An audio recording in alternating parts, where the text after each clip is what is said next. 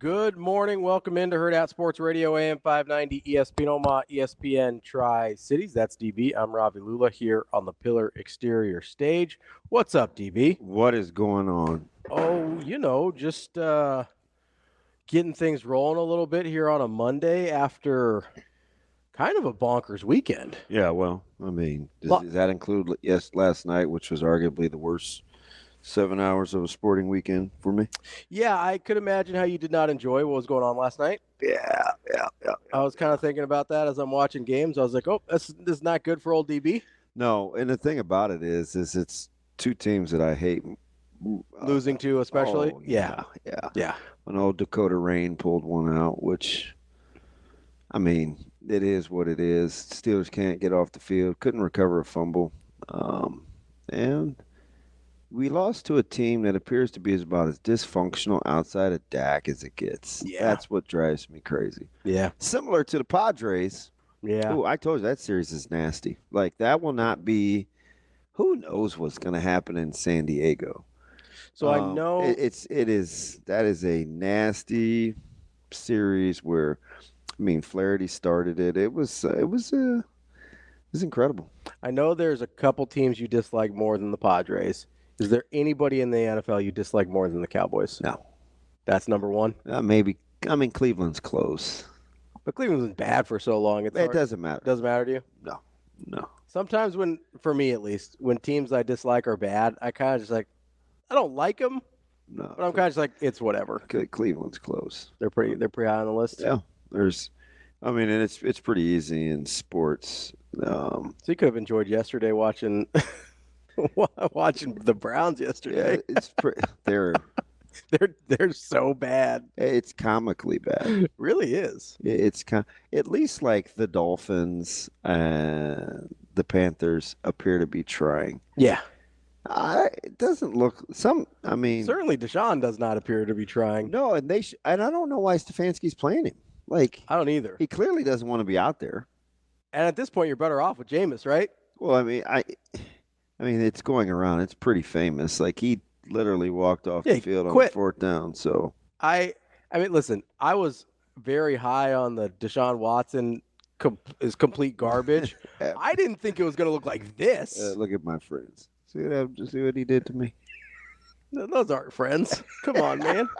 That's my guy. That's not how friends act. Although he sent me a gif of Dakota Rain. He was say what you want about, because I've been a defender, unfortunately, of Dak, even though I hate the Cowboys, but I can keep it 100. Like, he's a lot better than I think even his own fan base thinks. Oh, for sure. He's a lot better than we give him credit for. And he was pretty icy. Mm-hmm. I think he was 5 of 7 on that last drive alone. Yeah. And he had the little 3-yard scramble. There's always those stupid backbreakers that quarterbacks do where it's like these little runs where it's like, we got it covered. Oh, he got the first down. And then, how about McCarthy after the timeout on the goal line? Like, he changes the personnel group for protection. Yeah. So I'm like, that was actually pretty good coaching. I still hate the team, but you can acknowledge when they do something good. Yeah, that's part of it, right? Is being able to be objective. But the sports weekend was incredible. It was college football Saturday was unbelievable. Well, shoot, even in the NFL. Yeah, NFL was a circus. I mean, because I know you had the Giants winning, and you certainly had the Cardinals winning. Did not. Shane had his Raiders getting up 10 and then being outscored 34 over the rest of the way. Well, and it started. I mean, we didn't talk about it. You spotted the Donkeys 10 and you lose your mind. I know we didn't talk. Speaking of a team that doesn't try. Hey, they're in big trouble. I know we didn't talk about it much on Friday. I hope Pierce saved his money. But it started on Thursday. That Thursday night game was bonkers. Oh, the Falcons Buccaneers, and then I don't know. Like you say, I've been very pessimistic about the 49ers this year. Yeah. So I don't sit there and go, oh, that's shocking. How they lost? Yeah, not great. Well, you can't be losing the teams you're better than, though. No, but I think that's kind of what this 49ers team is. I don't think they're very good. Yeah, I think they're pretty mediocre, especially with all the injuries. Not UTI this morning?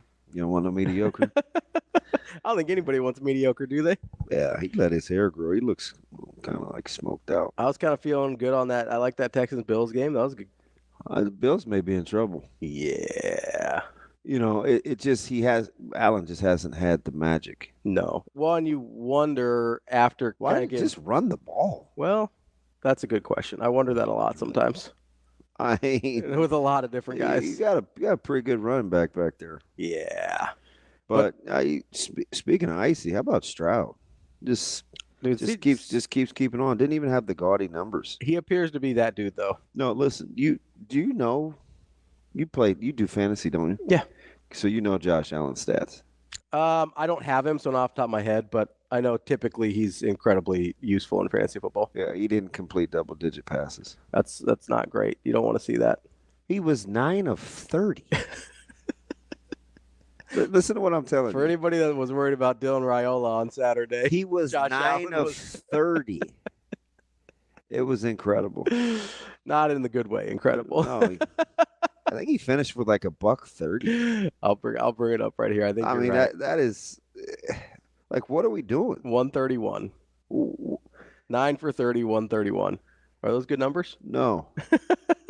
No, those are pretty bad. And quietly, like I like James Cook. Yeah.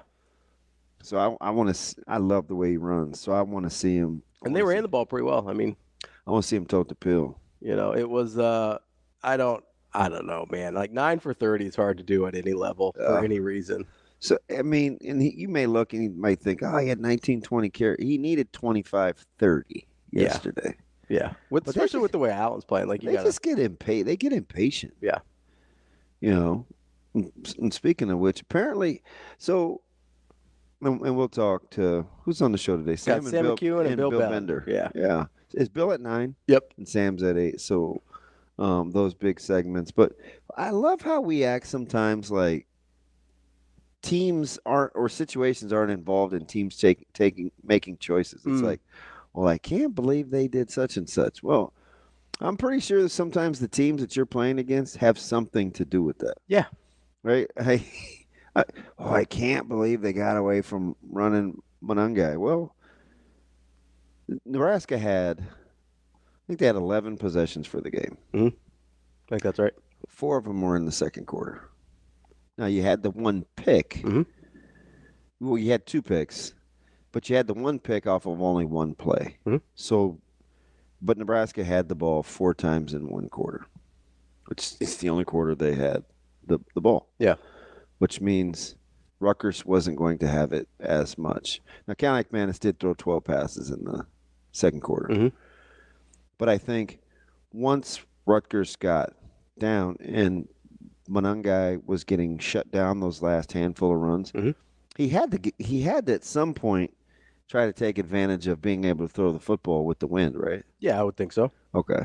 It's not like they said, oh, hey, man, we don't want to give our best offensive player the ball. Well, I don't think situations like matter. Well, let's talk about situationally the coaching. 4 of the 11 possessions came in the second quarter. The coaching adjustments that Tony White made. Yeah, I didn't even. So I was glad. I was very, very glad to hear Coach Rule reference that in postgame. In the postgame, yep.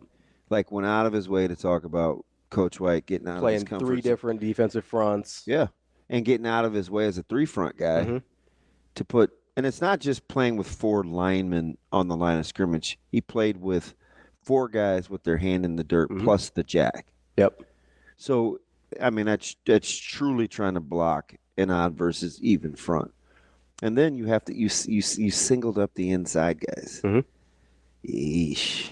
Well, and I think that's a huge part of it too. And you texted me real time, being like, "Hey, Rutgers doesn't really know what to do with the different fronts." Yeah.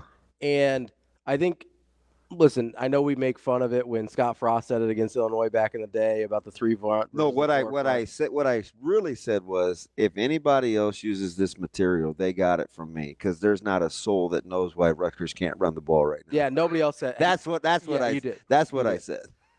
And that's what I said. True. No, I didn't see because people do that to me all the time. Talk about it and then it's good to give credit where you get stuff from, but that's okay. Nah, that's just not what people. Why would we do that? But yeah, you have to sit there and think, okay, they were game planning for this front. They were game planning for. And Nebraska has historically, like it's been all of 2 years, under coach, like they've never wavered from it. Really, they have some particulars. Yeah, and they've never wavered from the 3-man front. They've really never showed what we saw on Saturday, and so to sit there and think, and not think that that's a factor in what Rutgers decided to do, because it's easier, I think, and you can tell me if I'm wrong here, because I definitely could be, but I would think it's easier to count up a different front and do that in pass protection than to change your run blocking scheme real time for a front that you're not used to. Yeah. Because at least in pass blocking, you're used to sending extra guys sometimes. Right. Yeah. Like that's pretty common sense. And when you run so much duo just is hopefully Matt's he's working. Duo is just short for the double because it happens at the point of attack between guards and centers. And when you are even across the front, you can either get one or none of those doubles. Mm-hmm. So especially when you use your jack at the line of scrimmage to play as like the fifth D lineman, it's hard. And I think, he had the 8 carries in the first half. I think he had 3 in the second quarter. And Kalakmanis did throw at 12 in the second quarter. But the wind was something else, right? First of all, I'm a terrible meteorologist. But if I'm tweeting out the pictures of the two flags, roughly 18 minutes apart. Yeah. One way. One day it was going one way. The other, or 1 minute it was going one way. The next minute it was like polar opposite. Mm-hmm. And I'm thinking, if you're not used to this is not going to be good. Well, and then the other part that I kept looking at was on the south side of the stadium, the flags were going one way. On the north side of the stadium, the flag was going the other way. And you're just like, how is that even possible? Wow. It was crazy. And Shiano said, what did he say? He said he's been doing this 30-some years. Yeah. I think he's 37 or 30 years or whatever he said. He's never seen conditions like that where it was super hot. Yeah.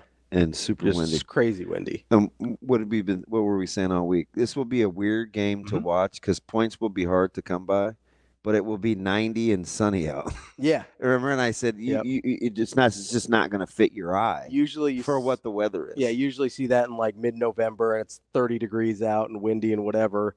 It was that level of wind, just happened to be 95 and sunny out. It was super bizarre. It was, I thought, from in Nebraska special teams, because when you go back and watch it, Rutgers wasn't good either. No, they weren't.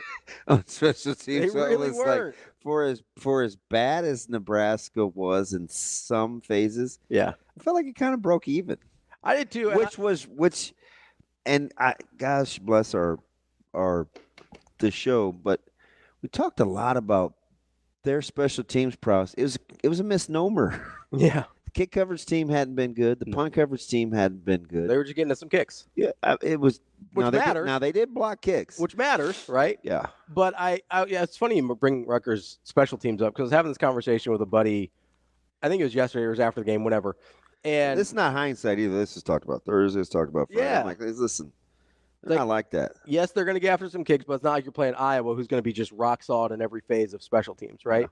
Yeah. And my buddy's texting me about all these special teams errors that Rutgers had.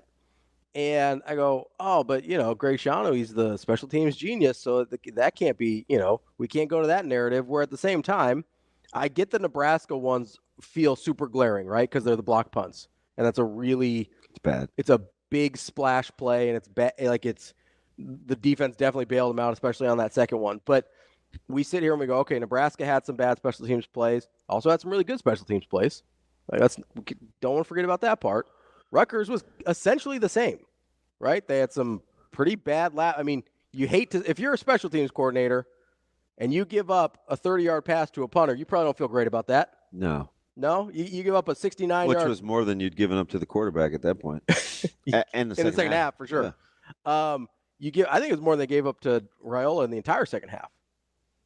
I'm not sure he had 30 yards passing in the entire second half. I got to go back and look. You're probably right. It's close. I think it's pretty close. You give up a 69-yard punt when the game's on the line. That inexplicably you don't go get? Yeah, I get it was I get it went further than you thought, but he didn't even run after it. He came up. Yeah, he did not have a great day decision-wise returning the football. And then you had one roll earlier. I would say he had one earlier that rolled out of bounds at a great spot for Nebraska. Like you said, it pretty much evened out on special teams. Yeah. And this is not to absolve anybody of the blocked punts because that's horrendous. Two things can definitely be true at once. But this is an area where Nebraska fans were convinced that Rutgers was definitely going to have the upper hand in, and it basically broke even. Yeah. And Nebraska was not good. Yeah, Nebraska was not good, neither was Rutgers. Rutgers had some critical special teams errors. One of those snaps came back on the punt like slow pitch. For Nebraska? I didn't know if it's I'm dead serious. The one right before it got blocked. Yeah. I'm like, that was not a good snap. It did feel like there was a couple that took forever to get back there. Yeah.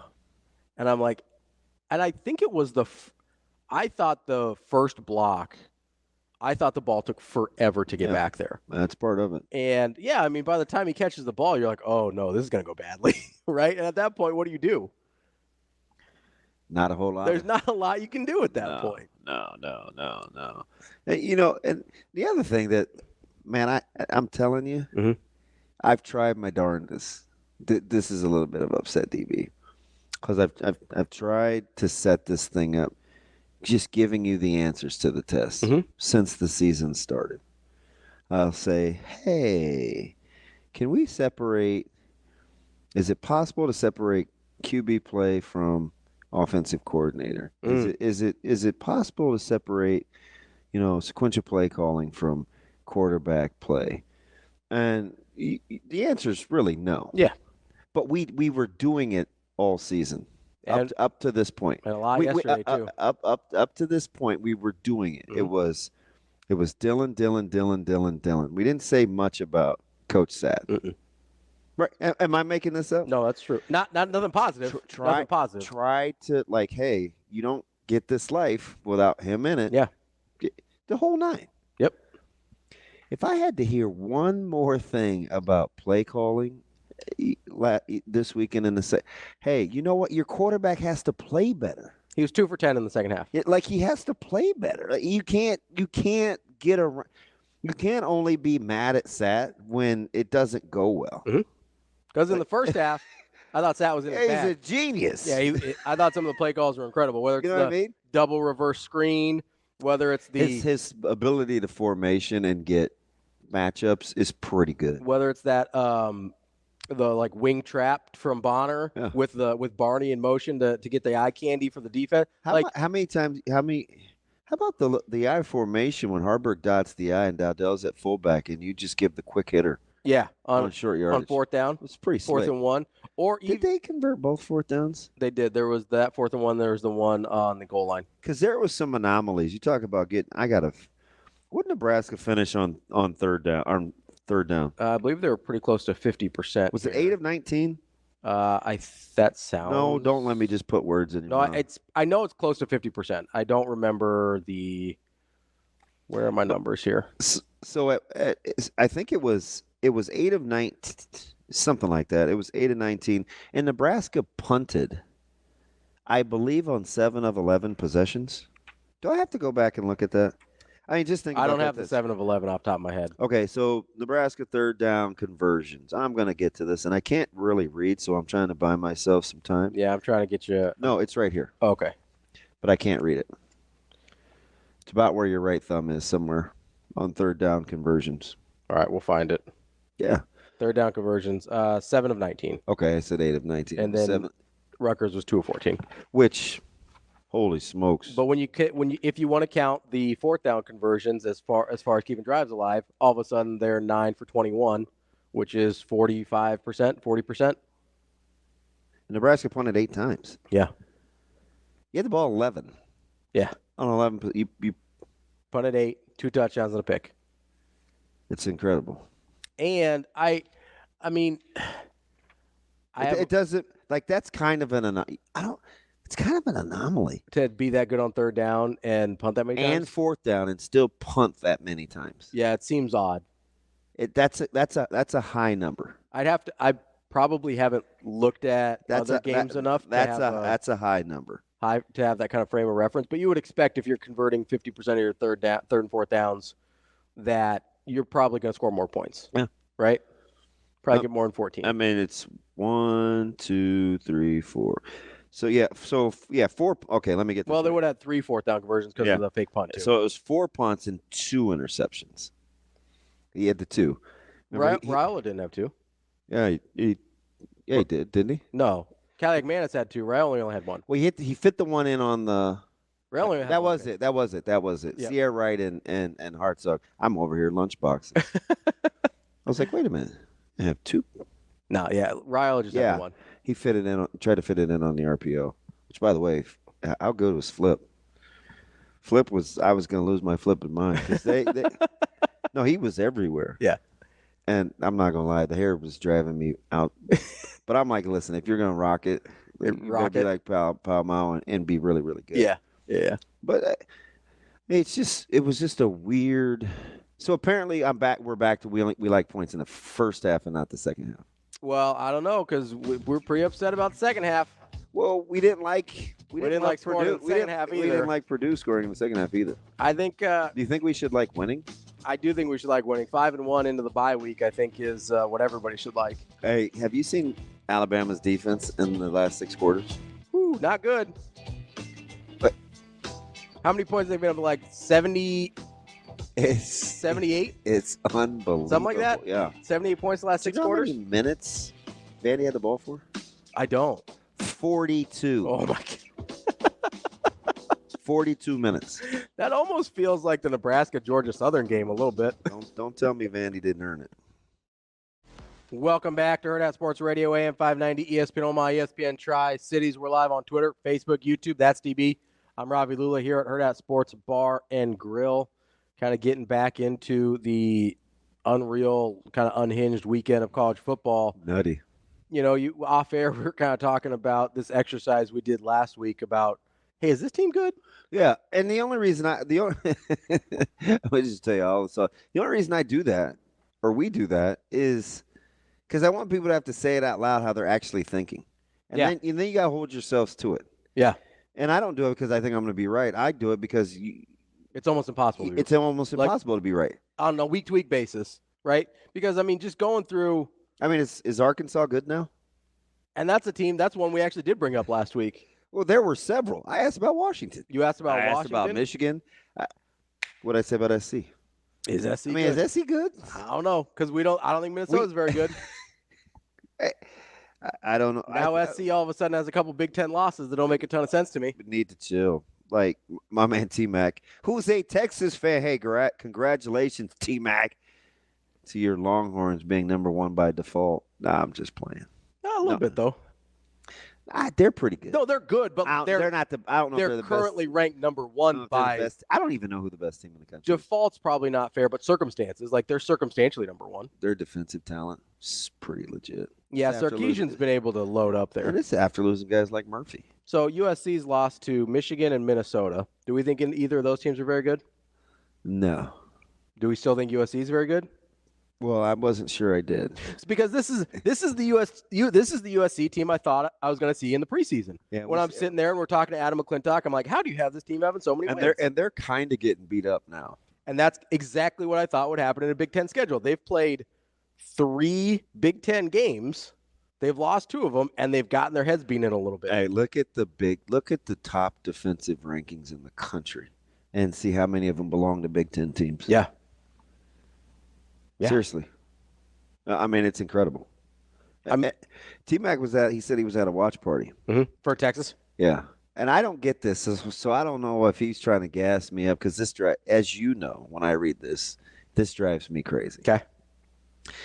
Your comment is exactly why when you beat someone and the immediate response is, well, they weren't very good.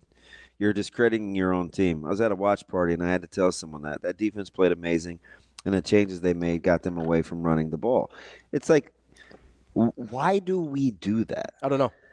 It's that weird inferiority, like superiority, inferiority, and then lack of impulse. That's the inferiority part right there. Is have you ever met somebody? Now, clearly Purdue isn't very good. No, it's fine.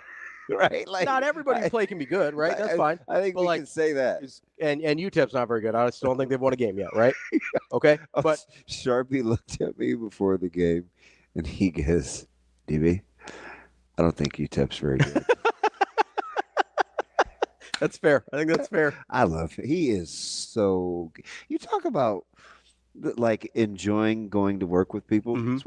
It's why it's easy to come here every day, or the broadcast team. Like, it's like being around him. Mm-hmm. Like, you just feel like you probably ought to go to work at a high level. Yeah, it's fun. Yeah, like he's fun. I've had a couple of blunders this week, and of course Jess and Ben just pounced. I'll say they like to pour on the salt a little bit. Oh gosh, they got me. Jess at one point just said to Benny Mac, she goes, "Did you ever think it would take both of us to babysit one person?" And I did. It was pretty dumb what I did, but I couldn't find my phone, but I felt like it was in the booth. Yeah.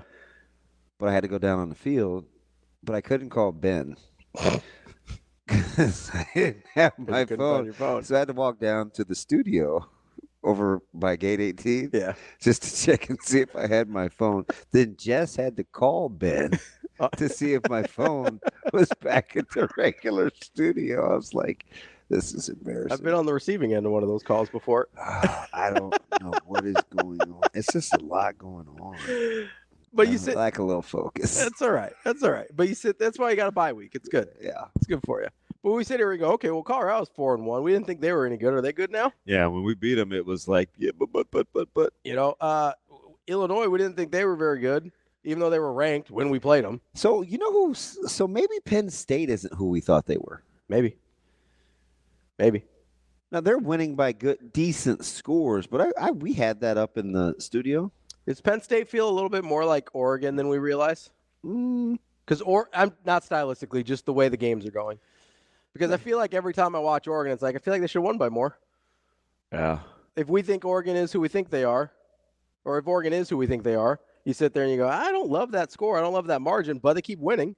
Same thing with Penn State. They just keep winning. Well, how about Gabriel? All of a sudden, Rutgers isn't good now? They're 4-0 going in. Yeah. You think Nebraska should be ranked? I think it was borderline. I mean, yeah.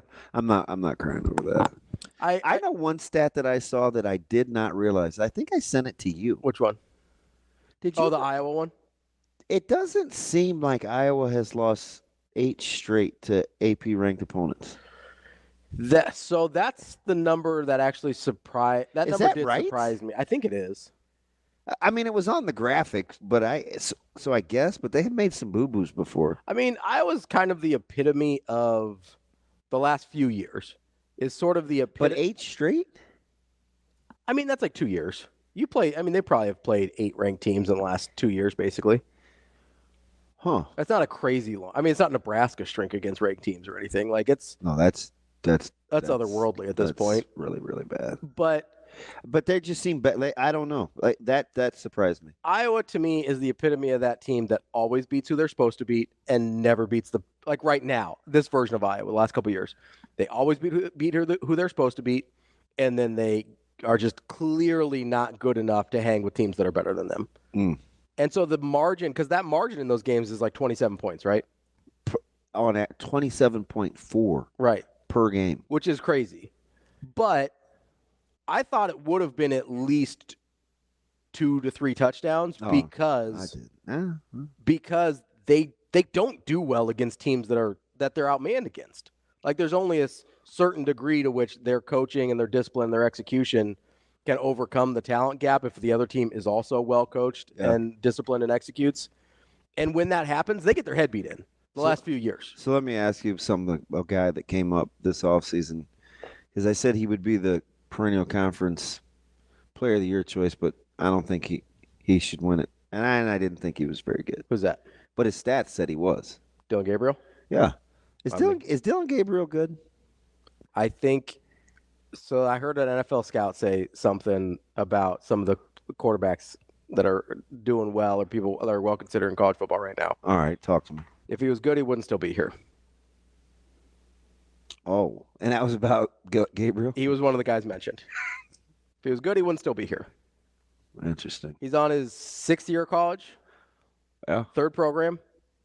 If he was really good, he would not still be here. Yeah, I just watch him, and and it was hard for me to put into words. He's a pretty solid. He's a solid college player who's been in some very good systems. That is, he just had always seemed like a guy that did the bulk of his work against bad teams. Against really bad teams. Yeah, that's why he was good at UCF. You're not playing that level. By the way, competition. That shock you? Going to Gainesville and laying an egg? I think they were favored. It shocked me more that Florida didn't lay an egg than that UCF did. I think UCF was favored. They were favored against Colorado, though, too. Like, I don't know what people think UCF is. Good point. Like, I don't know. Like, to me, that was more about, I can't believe Florida actually showed up. Yeah. Than it was, oh, God, UCF late. Like, I don't know. That's another. The UCF's a great example of, I don't know if they're good. Well, I don't think they are. It certainly wouldn't appear that way, but Vegas keeps putting numbers on them. I don't think they are. I don't either. But somebody in Vegas likes UCF. Did you see who would you take at Ohio State between Judkins and Henderson? By the way, Caleb Johnson held his own. Yeah, I think I still go Judkins. Yeah. That was I think some good running backs in that game. Yes, there was. I can't take Caleb Johnson over both of them. Dude, love that guy. Can I take him over both? Yeah, he balled. What if you put Caleb Johnson on Ohio State? I don't know, because they're already pretty good. Yeah, and they actually have a threat of doing something else than giving him the ball. That's CBM Ravi. Lulla will be back on Hurrdat Sports Radio. Coming up next to wrap up hour number 1. Wrapping up hour number 1 here on Hurrdat Sports Radio, AM 590, ESPN Omaha, ESPN Tri-Cities. Don't forget, I know everybody knows it's the bye week this week. That doesn't mean you can't watch some live sports. Still get out to Union. It is an amazing time to go get out. Get out, have a good time. Get to Union Omaha. Warner Park, 4 p.m. on Saturday. It's Hispanic Heritage Night presented by Centris Federal Credit Union. 4 p.m. Get your tickets at unionomaha.com as Union Omaha takes on Lexington. That will be a great time out at Warner Park. And it looks like the weather should cooperate a little bit more than it did a couple days ago down in Lincoln. You watch yourself some European football on Saturday. European. You like European? Sure. Is Miami good? Man, they've been struggling the last couple weeks. And still racking up dubs. That's the thing, though. You don't apologize for victories. I get that. But do we think they're what are they? What are they, number 6 now? Yeah. Do we think they're the 6th best team in the country? I don't know. Because they were a replay away from losing Virginia Tech. So who was kind of giving us some vibes, and then they finally caught up with them against Tennessee had kind of been ugly. Yeah. I didn't love that, and I thought it was maybe more Oklahoma's defense, so I gave it some time. Yeah, but that was kind of one of those you put a little mental note. Yeah, I didn't love Tennessee's offense against Oklahoma. I told you, it felt like they should have scored more. Yeah, and I don't know how good Oklahoma is. Well, we'll know. We'll get a good barometer this week. Yeah. They got Tejas. This is a great. I feel like it's a really it's great. It's a really good slate of college football. I feel like we won't get a good gauge on Oklahoma in the Texas game. Well, you think there's too many outliers in that game, in that series? Do we already know what Oklahoma is? No, I think there's too many outliers in that series that don't reflect who's better that year for me to actually put a ton of stock in that game. Like, so, I'm giving myself grace to not make a reaction from that game ahead of time because there's too many years where the better team loses that game. Yeah, that's a weird series. Like, that's a super weird series. You want a strange game to cap? What's that one? How about Washington going to Iowa City? That is a strange game to cap. Because I'm not even sure who Washington is, but I do know who Iowa is. Yeah. What would you make that line? I think I'd have Washington favored. They're not. Yeah, I would imagine they're not, but I think I would. Like, my gut, if I'm not trying to figure out what Vegas is. But remember, it's Iowa and Iowa City. I know. My gut, though, without trying to figure out what Vegas is doing, is Washington like -2.5. It's Iowa -3. Yeah, I was going to say it's probably the other way. What happens with Wisconsin and Rutgers? Nobody scores. we're going to be sitting here this time next week and asking if anybody scored in that Rutgers game is less yet. than a key number, Fave. What? 2.5. I was say, are they 2.5? Does that seem right? I don't think anybody's going to score in that game.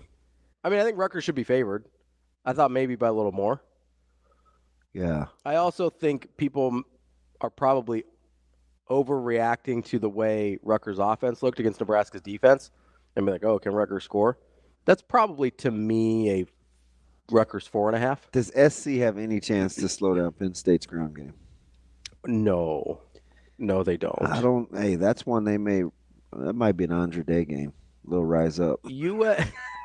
USC is. I think they're in a little bit of trouble.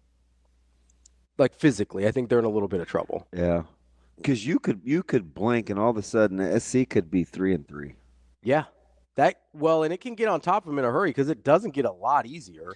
No, but it's not a daunting. It's not a daunting schedule in the sense that they don't have to. I'm bringing it up right now. Like they don't have to go get Oregon. They don't have to go get. So they got Maryland, Ohio Rutgers, State. and then at Washington the next 3. That's okay. But I mean, Penn State's going to be a super physical game. They're not going to love that. Rutgers is going to be a super physical game. They're not going to love that. Nebraska is going to be a super physical game. They're not going to love that. Notre Dame's going to be a super physical game. They're not like it's not that the teams that they're playing are super good. I think it's a particularly bad matchup for what I think USC's flaws are. And physically and on the interior, I don't, because that's what we saw against Michigan and Minnesota. I don't think either. Like a lot of the teams on the schedule are in the same neighborhood as what I think of Michigan and Minnesota. Would you have made Ohio State the fave against Oregon? Yeah. Yeah. I think Ohio State's looked better this year. But Oregon kind of has a thing for them. Yeah. In the past they have. I don't know. I wonder, like, does it matter that it's a conference game now? No. Because my only thought is, because we saw this a little bit with Nebraska and Colorado, right? You have a tendency to get really juiced for that marquee non-con game. And I just wonder if that's different when it becomes a conference game. Maybe not, 'cause it's number 2 versus number 3. I don't know. But that is the thing that came to my mind with this Oregon-Ohio State game. I know you probably realize this because you like him as a head coach, but you realize BYU's undefeated. Yeah. Kalani Sitake, baby. It's just weird. We love BYU. It's a crazy. We love BYU. And they're in the Big 12 now. So I told you I didn't like Missouri, right? Yep. I didn't know it was gonna be like that. No, I didn't know it was gonna be like that either. No. I still don't know what he said. I don't either. What did CD Lamb say? They keep showing it, and I'm frustrated. Yeah, they keep showing it like it's some ground-breaking thing. Let's call it Trey Lance, because he was standing right there. Like, what'd he say? I have no idea. Let's get Trey Lance on the phone. I forgot what I was going to say now. You're talking about Missouri. Oh, you realize Vandy was a bad decision away from beating them? Yeah, they should have beat Missouri. Was that the one that went to overtime? Yeah. Yeah, they should have beat Missouri. How about Pavia just cussing on the post game interview? Speaking of Alabama, can we talk about Alabama for a second? Yeah, the stats are Not even the stats. Okay, so did you see the very end of that game? Yeah. What on earth was going on with Malachi Moore? No, I don't have a clue. Because I can live with the defense giving up. I mean, I don't love it, obviously, if you're an Alabama person. But I can live with the defense giving up 78 points in the last 6 quarters or whatever that number is. I can live with them dropping a game that maybe they shouldn't. If I'm Kalen DeBoer or Womack, the defensive coordinator. Yeah. You don't know Bobby. I don't know who Bobby Womack is. It's fine. I know who Tony Womack is. Yeah, him too. Second baseman. If I'm DeBoer, if I'm Womack, if I'm Alabama, I'm a little concerned there, because that was super strange behavior for an extended period of time, and then you've got Womack walking like a half the way out onto the field to pull a guy, and basically getting told to shove it. Like if I'm Alabama, that's what I'm worried about, not the loss to Vandy. Yeah, well, they were. You know what Vandy converted on third down? 12 of 18. Lot. 12 of 18. Yeah.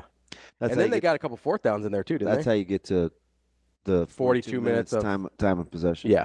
It's Vandy ran 75 plays. That's unbelievable. Bama ran 46. Now, they scored on, like, half of those. But you know how many 3-and-outs Vandy had? None. 0. That's how you stay on the field a long time. At no point did Vandy have a 3-and-out. And the only really fluky thing in that game was the pick six early, in terms of, like, the swaying and outcome. You know? Yeah. Because even when Bama had a chance to take the lead at 33-28, the sack fumble. Like, yeah, the strip sack. And that wasn't fluky. That was about as clean of a strip sack as you'll get. I don't – listen. And I don't know. I don't even know if they're 21 better than Arkansas or South Carolina. Alabama? Yeah, it's 21.5. Yeah, I don't know. I don't know. I didn't love what I saw from South Carolina this week either. I thought they might put up a little bit better of a fight. So we're back to the whole. Are they good? Do we like Shane or not? It just depends on the week. Which Shane? Yeah. No, no. Alex said the best interpretation he's seen is subpar throw. Subpar throw. To Dak, CD. Oh, okay. He says, don't know for sure. Does anybody? Alex, I'm with you. I don't know if anybody knows for sure. But and if Collinsworth was like, well, I'll let you read lips. No, it's because he couldn't either. Yeah. Don't let me do it. Hey, help me out here, bud. And then I was really frustrated because I was like, this is a total me thing. If it was so I was frustrated. I was like, DV, do better. If it was just better. If it was just subpar throw, like, why are we showing this a million times? Yeah. Like, I get you probably don't love calling out your QB, but hey, if it's a bad throw, it's a bad throw. What are you gonna do? We're speaking of wishy-washy. My buddy John, he's like, just fan bases. Mm-hmm. He's like, Buford was on his way to being Big Ten Defensive Player of the Week. 2 plays in the second half, and he's the worst corner to ever play at Nebraska. Yeah. He said fans get wishy-washy fast. I mean, how about Nebraska having that defensive performance with, how about after he fell down and the ball went doink, he got a hug from his coach. Did you see that coming off the field? I didn't see the hug. So he got subbed in, after he fell down, and he gave him a hug coming off the field. I couldn't believe it. I was like, see? That, again, it's me, so you have to that's how I'm a lover by nature when it comes to my players, right? Like, that's just how I feel about young people. And he, gave him a hug, but he's like, yeah. Don't do that again. You got to come out for a sec. Just a sec. Ooh, put you back in here in a second, bud. I need you to take a breather there, bud. Oof. How about Nebraska playing with essentially their third and fourth corners? Because we kind of conveniently forget Bly Hill was supposed to be a starter. Yeah. Tommy Hill was the starter, and like a top 2-3 round draft pick, playing with a couple backup corners, including one guy that showed up in July or June, whenever it was. It's good to see. Because they finally wrapped filming on Space Jam. My man Giff kind of silenced a few critics too. He played pretty well. Shh. He played pretty well. Not as good as the corners, but he played pretty well. He'll be all right. We've got Sam McKewon coming up next. Kicking off hour number 2 here on Hurrdat Sports Radio, AM 590, ESPN Omaha, ESPN Tri-Cities. That's D-Beat. I'm Ravi Lulla.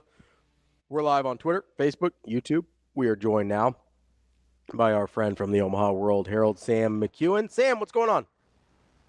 Hey, what's going on with you guys? Sam, give me the weather update. Now, sometimes you say beautiful, I think this one could truly be beautiful. What is it? Yeah, it's awesome out. It's not going to be this nice the rest of the week, but it's great today. Got that bye week. Got that fall crisp in the air. It's great today. Yeah. Well, Friday we could get back to normal, right? When do we start getting the fall? Is it the end of this week? Maybe. Stop it. Oh, I hope. Anytime. Yeah, right. I'm over it too. Anytime now. Anytime now. I'm ready. I'm mad I had to turn my sprinkler system back on. The spiders are starting to get pretty big, you know. Oh, the wow. heat kind of goes into really? late October. The spiders just get bigger and bigger. Really, Sam? I don't need to hear about that, Sam. I don't need to hear about that. Like, this is an ignorance. You don't like spiders? Where are you seeing those, Sam? On the porch. Oh, fudge. I have a porch. And I do too. Yeah, they get bigger and bigger as the fall wears on. If it stays really hot. Oh gosh. I could use a freeze about now. Just any time now. Give me a freeze. So it doesn't seem like it doesn't sound like we cool off until Sunday, Sam. We'll have 80s all week. Yeah, well, and then 70s on Sunday. Sam, Kingdom of the Spiders. You keep those giant spiders. That was a good movie. You keep those giant spiders down in Lincoln, all right? We don't need any up here. Low budget, good movie right there. Good pull, Sam. Yeah. With William Shatner. Yeah. How do you remember that? Big Bill Shatner guy. Dude, no, seriously. I remember a lot about movies. Yeah, it's good. It's a good show. Sam, so speaking of movies, did you feel like this was a familiar script as this game was wearing on Saturday? Familiar in the rule era, yes. And this time it went the right way for Nebraska. But this is the 13th time in his tenure, and that's not very many games, that Nebraska's held an opponent to 14 or fewer points. Yeah. And so these games are becoming very common. Now, the key to that is this is the 13th time they've done that. They have not won all 13 of those games. They've actually lost, 3 or 4 of them. So, I think this is the kind of football that you can expect. Obviously, you want Nebraska's special teams to be better, and you want the offense to capitalize a little bit more. But this is the kind of football that Matt Rule wants to play. He wants to play defense. He wants to hit some big plays on offense, which they did, and throw a spicy fake punt pass or something in the mix. Like, that's kind of the way they want to play football. It's not super fancy, but I feel like they're getting better at it.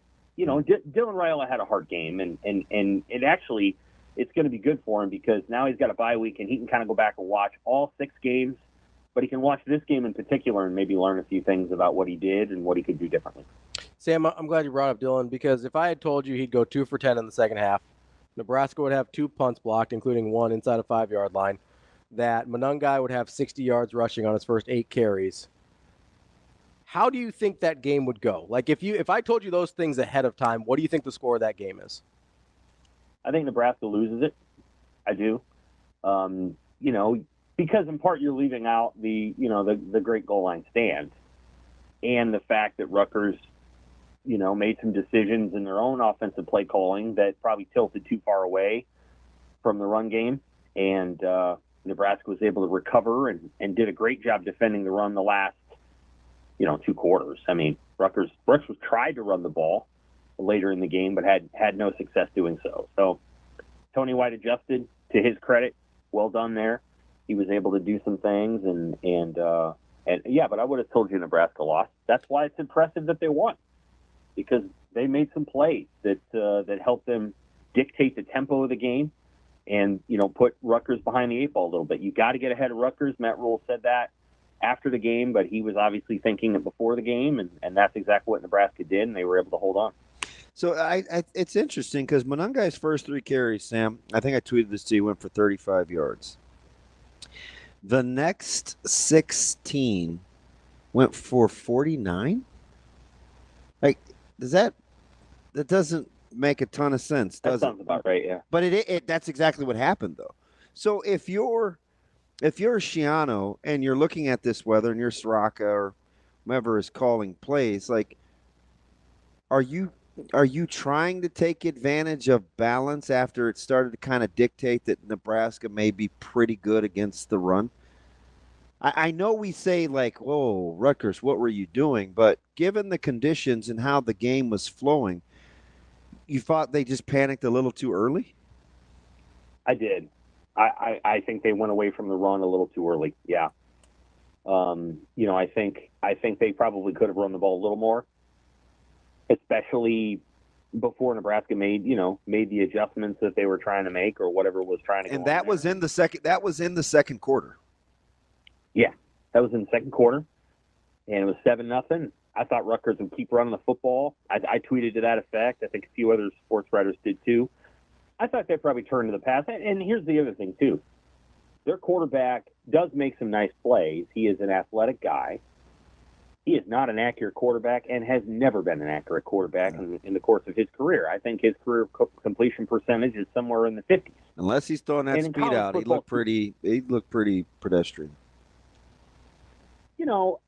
But in college football today, 60 is the line, And a lot of college quarterbacks are above that line. Yeah, the RPO game has changed completion percentage immensely.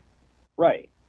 And so, like, as I look at the CFBstats.com, I think there's 14 guys above 70 and above, and that includes Luke Altmaier at Illinois, and he's not, I wouldn't describe him as Tom Brady. And then you have, let's see here, you have another 65 that are 60 and above. Well, that's 2/3 of the quarterbacks in college football. And then below that number, you've got a lot of guys that probably don't throw that much, or play in group of 5 teams, so on and so forth. And so I feel like there's more out there for Rutgers running the football than there was passing it, but they made the choices they made, and that's coaching. Like Greg Schiano can change that. He doesn't have to let his offensive coordinator make all those decisions. And so he made the decisions he made. I don't think they were very good. I thought Matt Rule made better decisions and outcoached Schiano, and I thought Nebraska kind of outplayed Rutgers. I mean, not entirely, but I thought Rule made better coaching decisions throughout the game and won them the football game. I'm going to read you something here. Nebraska's 14th in the country in total defense. Number 1 is Ohio State. Number 4 is Penn State. Number 6 is Minnesota. Number 7 is Indiana. Number 8 is Washington. Tied at 10 is Oregon. And then there's Nebraska. I mean, yeah, that's a lot of Big Ten representation in terms of total defense. And we won't even get into the stats that were tweeted out yesterday nationally about Nebraska with sacks, turnovers, and their defensive prowess. What happened to the narrative, do you think, from Illinois to now, when I think some said, this is still a good defense, but I think quietly it bugged Nebraska that there wasn't the consensus that there was still a pretty good defense. The word that Ty Robinson used after Illinois on Saturday was that they were disgusted by their performance against Illinois. Mm-hmm. And I think that's carried over to the way that they played the next 2 games. I thought Nebraska's defensive line played better against Purdue and Rutgers, and I thought they covered really well. Sierra Wright's been really good. I like the little wrinkles. Coverage. Like they stayed in cover 2. So Hartzog's pick, it's just going to be like, what was Kelly McManus thinking? He was baited. Like they stayed in 2 to the 3 bye, and like he jumped. I think Nebraska thought that they were going to do something because he jumped it right away. He was playing in the flats. Then he just kind of drifted because he's a flat defender anyway. Kelly McManus had nowhere to go with the ball. It's little stuff like that, Sam, that like doesn't show up on like as a coaching adjustment, but they do little things like that all the flipping time. Yeah. Well, they've got, at this point now, they basically have 3 defensive coordinators. They don't. They have 1. But the head coach and then John Butler. Mm. Now, you put those 3 guys together, Matt Rule, John Butler, and Tony White, and my hunch is they're going to be really good in coverage eventually. And they're pretty good now, but they're going to be great. And I don't know how long they can keep that trio together. I don't know how long Butler intends to be here. I don't know if Tony White wants to get a head coaching job right after this. I think Tony White's going to have a great opportunity in this offseason. I don't know exactly where, but we'll see. But if they can keep that trio together for, another couple of years, they could be really, really special. And they could be really special by the end of this year. It's just, it's hard to tell because you got to get Tommy Hill back, and then you have to decide whether Sierra Wright's just going to go to the bench or you're going to move Buford back to safety. Buford's done some really nice things. He got beat too. I mean, he got beat twice on the same drive. This is weird, Sam. But when he checked out, when he had fallen on the one that hit the receiver in the ear hole, first thing he got before he got to the sidelines was a hug. And I just happened to see it out of the corner of my eye, and I was like, you know what? Yeah. They're going to win more games than they lose because of that. And low-hanging fruit would be getting beat. Didn't catch the ball. And I'm like, no, just responding to a guy that they knew was in is in a tough spot, like he's doing him a solid. Right. And he got a hug. Like, I don't know, man. I just it hit me a different way. He did. That's good. Right? That's good. Did you see it? Yeah. Well, I did not see it. But the ball to hit the guy's helmet. So if it's a touchdown, maybe he still gets the hug. That was a huge moment in the game. And honestly, I'm a believer that the coaching decisions that Nebraska made to get to that point so they could have the win moving against Rutgers in the fourth quarter influenced that play. I think the win probably held it up just a little bit and was just enough in order to make that play happen. So I think Nebraska can feel good about that play not being a fluke, if that makes sense. I think they sort of orchestrated the game so that they get that play. But as I look at it, Nebraska right now is 31st in pass efficiency defense, which isn't bad. It's not elite, right? Washington's number one. Now Washington's played some quarterbacks that can't hit the broadside of a barn, but Washington's number one. Minnesota's two. Minnesota's played some pretty good quarterbacks, and they've intercepted 10 passes against 2 touchdowns, which is pretty impressive. But I think Nebraska can be a did you realize? Would you think that they would be 6th in total defense? Minnesota? Yeah. Well, based on the fact that they had those 2 shutouts against Rhode Island and Nevada, probably. I mean, that doesn't stun me. They've played some horrible teams, but they've also played some teams. I mean, North Carolina can move the football, and they're not bad. Caught a break in that one with their starter getting hurt, but okay, I see what you're saying. Like, okay. No, they're okay. I mean, I think this Big Ten season's really going to get interesting now. It's a brutal conference. It is, and Washington's better than I think I anticipated, and B, a lot of people did. Washington's good.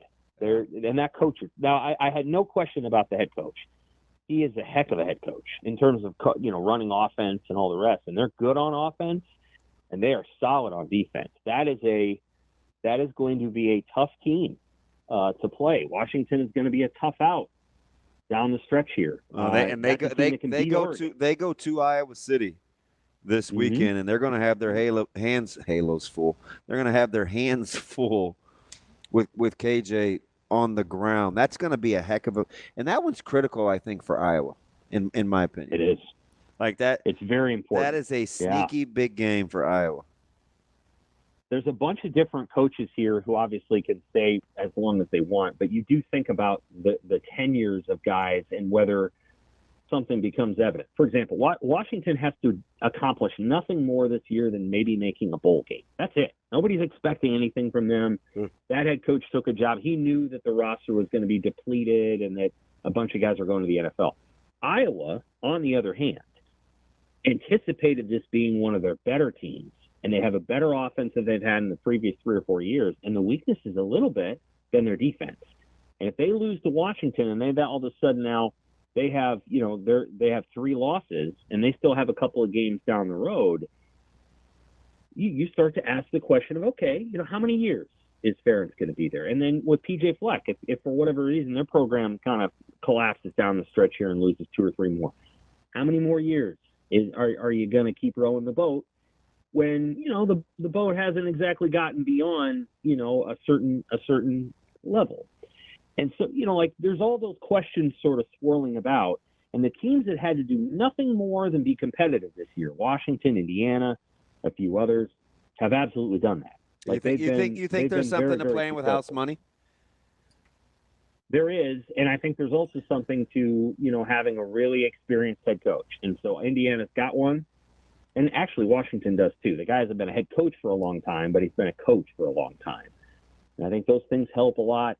I think you're seeing Purdue go through it a little bit with their head coach, and I feel for him. I mean, they're going to have – I was talking to a reporter out in West Lafayette, and one of the things he said is we're just expecting them to go 4-8 every year in this new era because they can't compete transfer portal wise, and they can't get NIL the same way that Nebraska or some of these other schools can. And so their expectation at Purdue is that it's just going to be a hard life from here on out until they figure out a revenue sharing system or some other way for Purdue to be competitive financially, and Purdue just doesn't have enough players. So there's going to be it's a super interesting Big Ten season. It's only halfway done, and the only thing I feel good about is at the end of it, Ohio State and Oregon are probably going to be the top two teams.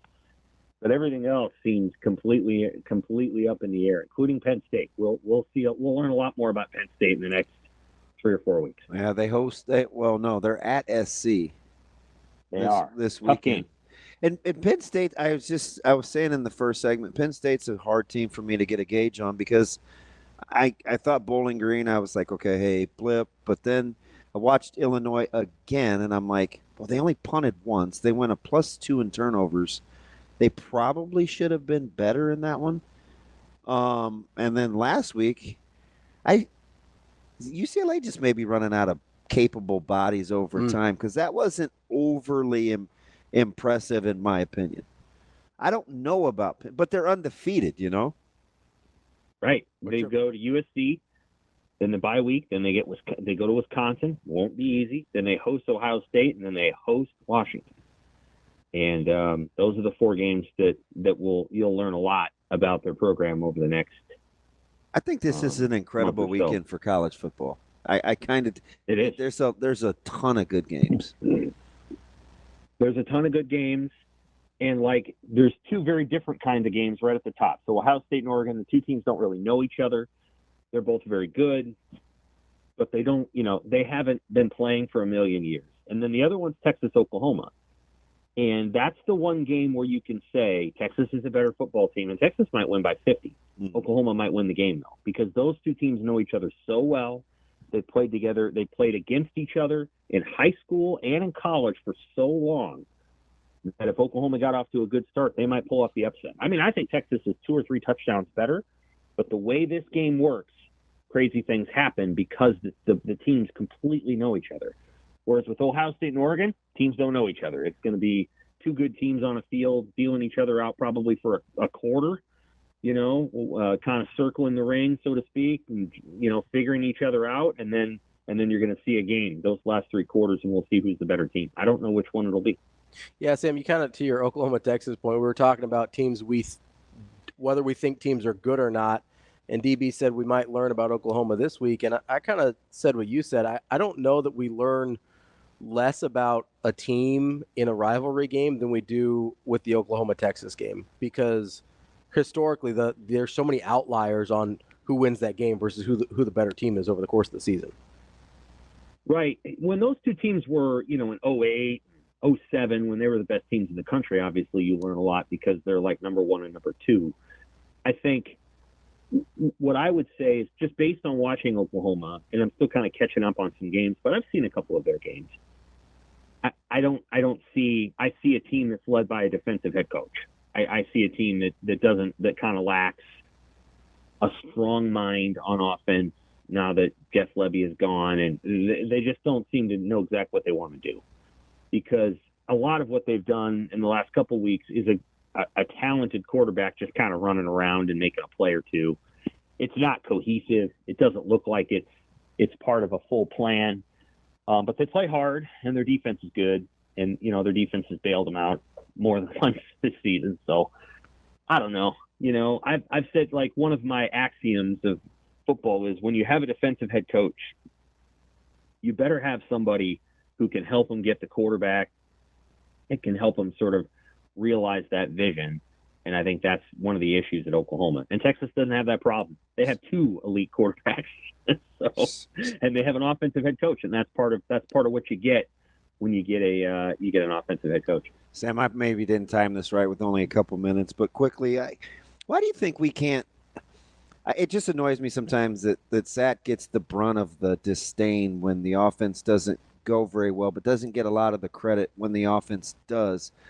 I mean, Dylan clearly was struggling. He's a freshman, right? It was a freshman game for him.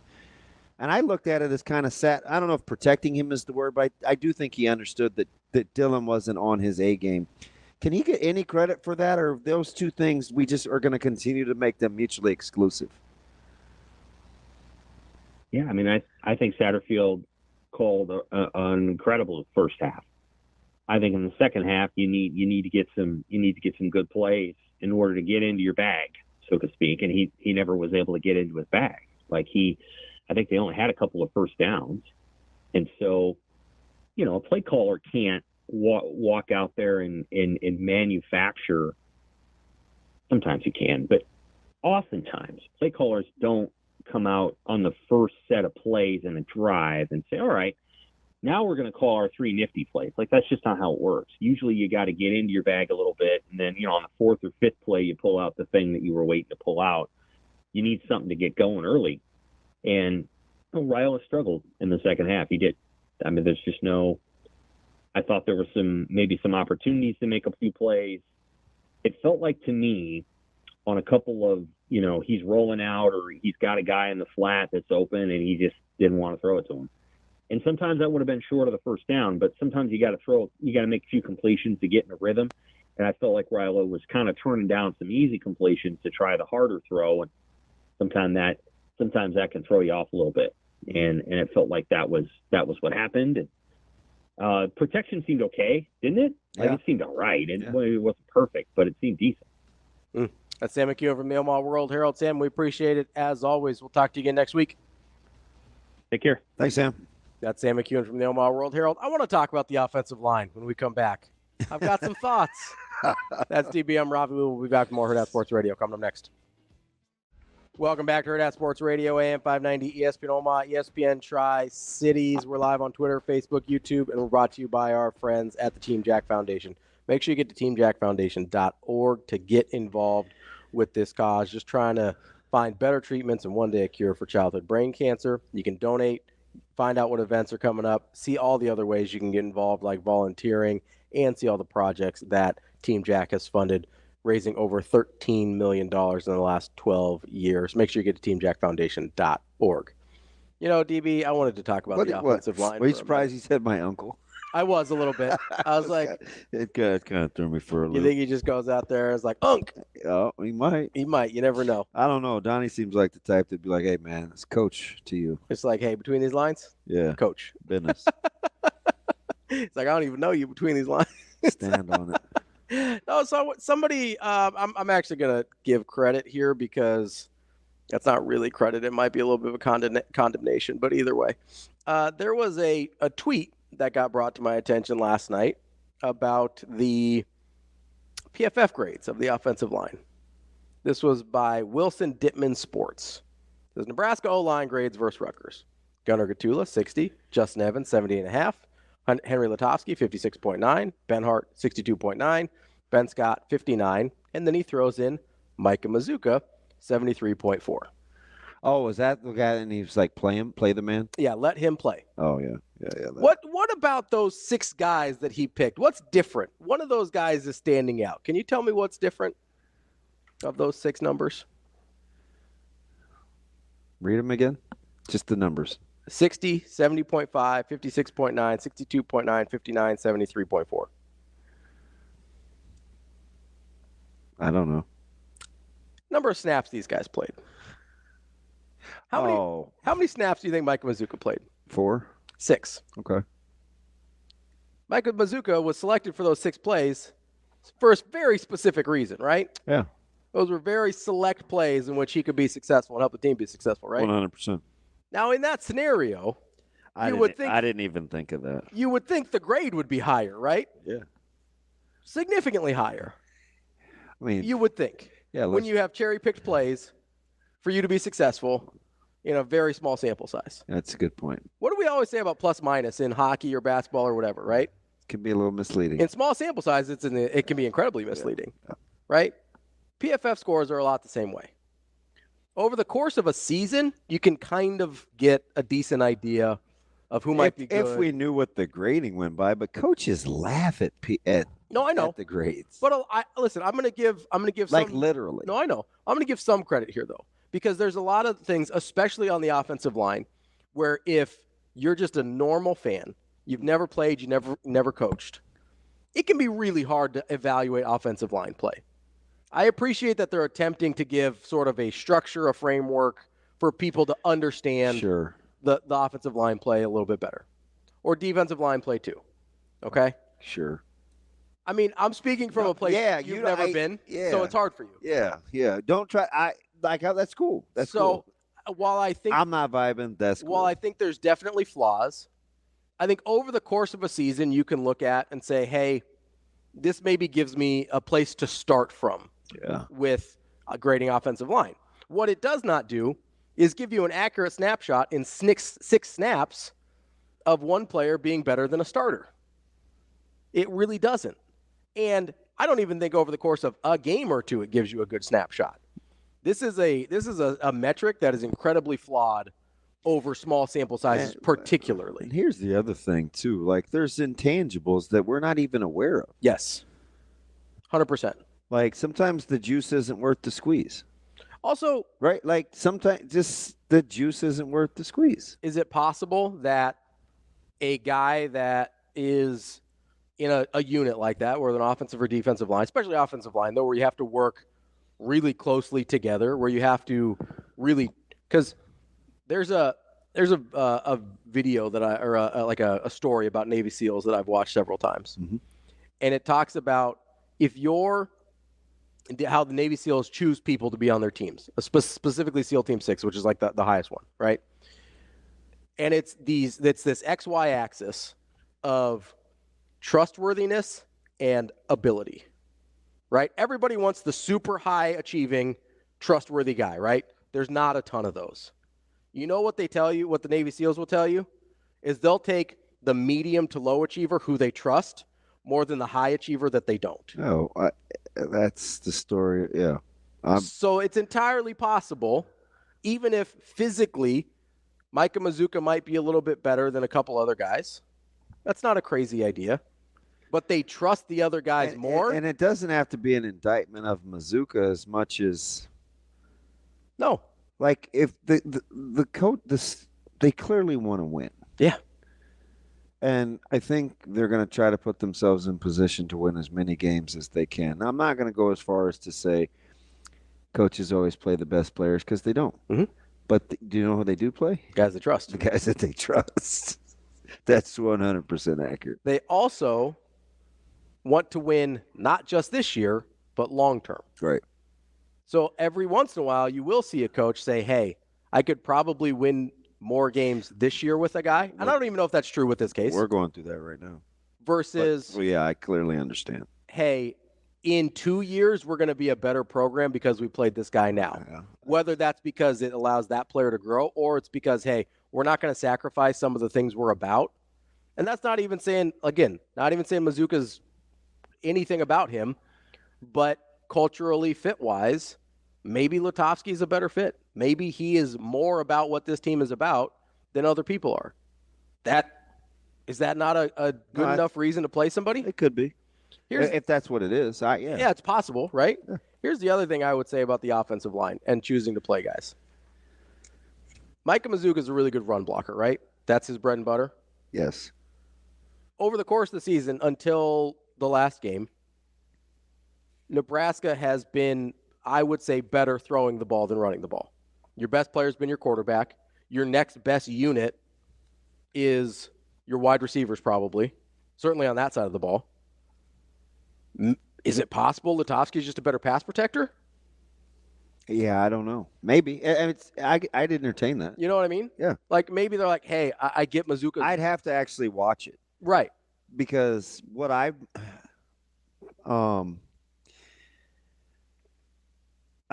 typically like to talk about the guys that are there, not the guys that aren't. Mm-hmm. So it hasn't gotten a ton of my attention because the rushing numbers, there wasn't this huge drop off. No, we talked about that last week. So I didn't pay much attention to it. I really have, to be honest. I have some with Lutovsky as a pass protector because I started thinking this a few weeks ago, and I think to myself, okay, if they think Mazuka is, if Mazuka's clearly better across the board, what are reasons that he might not be playing besides, just working through whatever he's been working through, right? Mm-hmm. And I came away with, I think Lutovsky might be a better pass protector. And if you think Dylan's your best player, playing the better pass protector can make sense, especially because a lot of coaches think you can scheme your way around some things in run game. I do, yeah. Right? Yeah. Like you can scheme whether it's playing Barrett Liebentritt more, whether it's doing some of the stuff with Ja'Cory Barney, whether it's some of the wing trap game with Janarin Bonner. My back is shut. Don't worry about me. No, you're good. You can scheme your way around round game a little bit. You know what's hard to scheme your way around? not being able to block in pass pro. And for all the hand-wringing, I just go back, and again, I watch kind of the game, and then I say, oh, gosh, are my eyes lying to me? So Nebraska ran the ball 9 times in the third quarter for 30 yards. Okay. Rutgers ran the ball 8 times for 15. Rutgers got the benefit of the doubt because we acted like they got away from Monangai. Mm-hmm. But they ran the ball the same number of times as Nebraska in the third quarter. By the way, that was with or without the win? That was with the win. With. And they ran the ball one less time than Nebraska. They were down 14 points. Okay. Just one less time. Mm-hmm. In that time, Nebraska was 1 of 5 throwing the football. It's not very good. I mean, how much would you have thrown it, though? Probably not done? Probably not more than that. Okay, with the win, Rutgers was 3 of 7. So the total offensive plays, Rutgers had 15 offensive plays for 11 yards. 15 for 11. Nebraska had 14 for 45. And somehow that's a sad issue? That's what people try and tell me. No, I just want to know why. Because we don't like how it looks. Okay. That's it. I genuinely think that's it. Because, and I'm not just being dismissive, people have told me too many different reasons why they don't like SAT for it to be an actual thing. They just don't like how it looks. I guess. Okay. We can dive into that a little bit more coming up next because it's just it is pretty weird. It's odd. It's gotten strange. Wrapping up hour number 2 here on Hurrdat Sports Radio, AM 590, ESPN Omaha, ESPN Tri-Cities. That's DB. I'm Ravi Lulla, reminding you to get to hurrdatsports.com to purchase your Omaha Hockey Yearbook. Today is the last day you can pre-order to get that yearbook to get ready for the Mavericks 2024-2025 season. Get it at hurrdatsports.com. Can I address something else? Absolutely. Okay. So I heard this little bit of this narrative that Nebraska didn't commit to the run game. Yeah, how many times they run? No, I did you. Yeah, 100%. Right, against a team that was especially in real time during the game. Okay. Again, I'm going to go back to the third quarter. Mm-hmm. Emmett Johnson had 7 carries that netted 18 yards. Mm-hmm. Is that commitment? It's commitment and play calling. It's hard to. Okay. So it's not yielding results, but you're doing it. Yeah, you're anyway. committed to it. Yeah. Okay. Dowdell had 2 for 13. So they totaled 9 for 31. For 31. Yeah. Committed or no? Seems committed. How many total plays they run? 14. Yeah, so that's 2/3. Over 2/3. That's okay. Conversely, mm-hmm. when we're like, oh, inexplicably, why did Rutgers get away from running the ball? Mm-hmm. Monangai had 6 carries. You know what he net? 8 yards. 4. Okay. Guy like Manis threw it 7 times for 26 yards, and he was sacked twice. Mm-hmm. So you had to factor in 8 total play calls for passes for Rutgers, or 9. 9 total play calls for Rutgers. So basically the inverse of Nebraska. Right. Almost exactly. And they were the ones trailing by 14. Yeah. Was Nebraska not committed to the run? They seem pretty committed to the run. I just sometimes I just want people to just like slow down for a second. Mm-hmm. And then with the field position, like, what are we talking about? People make a big deal out of the goal line stand, and it was great. Mm-hmm. It was. I said real time to Sharpie, I'm like, man, if I'm Shiano, don't assume you're going to get in. You may want to replay that. Yeah. Right? Because Nebraska hasn't given up a rushing touchdown in 6 games. All year. The only team in the country. No, like 0 rushing touchdowns. The only team in the country. And then you turn around and give them the ball 1st and 10 at the 27. Mm-hmm. And don't give up any points. It's not like Nebraska was afforded this luxury of like tremendous field position. No. Nebraska was starting inside the 10 seemingly all day. And your best player isn't playing well, mm-hmm. or up to what he's played. Yeah, and you're mad at the OC. Yeah, and that. But when he plays well, it's in spite of the OC, right? It's only Dylan. I don't know. I'm like, okay, what am I watching? That's why I said it's what it looks like. It's not what it is, right? Because it can't be what it is because there's no logical conclusion there to be like, oh, this is on Satterfield. Like, do you think he suddenly forgot? But they committed to running the ball. Which they should have in that situation, and they did, right? But we don't like the way it looks because nobody's going for 4, 5, 6 yards a carry, and Nebraska's not scoring in the second half, and whatever, right? So they sit there, and instead of being like, hey, this is a game, because I said this real time. In the fourth quarter, you know how many times they ran the ball? Probably about 10 more. 10. Yep. Do you know what it net? 29. 20 yards. Do you know how many times they threw the ball? 4. 3. Is that committed to running the ball? They're committed. And that's when you're in that. So I said this early in the second half, and I don't remember if I told you, if I was telling somebody else. The way that Nebraska was calling plays early in the second half, I thought to myself, oh, they don't think Rutgers can beat them unless they help. Okay. Let me. I'm going to humor Josh here for a second. Okay. So Josh says it's not about the commitment to the run game. It's about the lack of effectiveness within the run game and the weird personnel decisions. EJ was struggling. Dowdell and RJ were settling it better. Seeing it better, I think is what he meant. Probably. Seeing it better. But last week. So the second part of that is, what did I say off air when we first got here this morning? I said, my man EJ, what? No, he struggled. I said he wasn't seeing it. He missed a few cuts. He missed a few cuts. Yep. I said, my man EJ missed a few cuts. Mm-hmm. But so, okay, I'll entertain that. But don't use, like, when you listen to yourself say those things, mm-hmm. real time in the moment, like, is it always going to be, we're afforded the luxury of, like, we can do that, but real time, it just seems nitpicky. Also, it seems incredibly nitpicky. I need people to keep. It's not the commitment to the run game. It was, Josh, committing to something means you're doing it, even though it may not be ideal anyway. Yeah, you're sticking with it despite maybe less than ideal circumstances. So now we're kind of changing. We're tweaking the narrative within the narrative. Now, it's not that they weren't running it enough. They just were running it with the wrong guys. Okay. Which those are the same guys, by the way. Okay. That last week we were clamoring for more EJ runs. Well, and I tried to. I need people to keep receipts on themselves. For as big a fan as I am of Emmett, mm-hmm. You still don't get his life without Dowdell. Without Dowdell in it. Yeah. And some days you just have to figure out the how that looks. Like this, I feel like this is Groundhog's Day.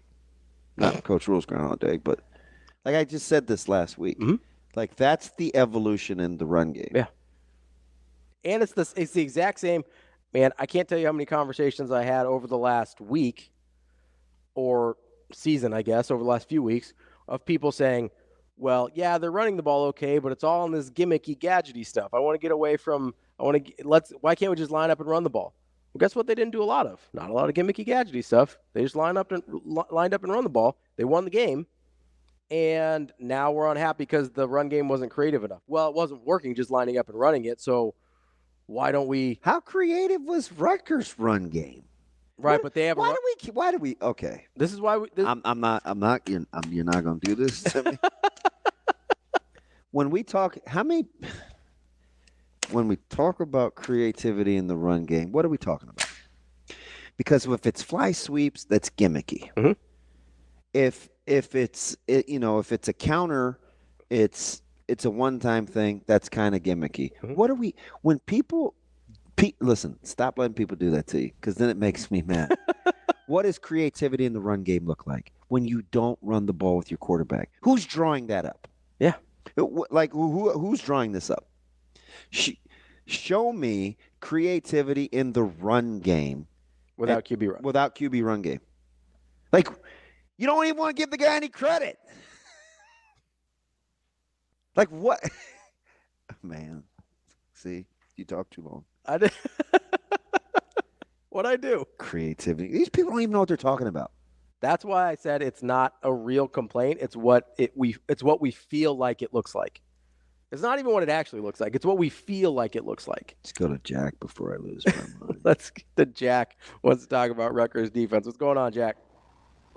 Hey guys, good morning. Good morning. What's up, Golden Voice? I got had two quick little comments, and I got a question. Okay. One is, I don't know how they're going to keep Stuart Wright off the football field when Tommy Hill comes back. That guy is a stud now. Yeah. They threw at him 9 times. They had 1 completion. He had 1 interception and 3 pass breakups.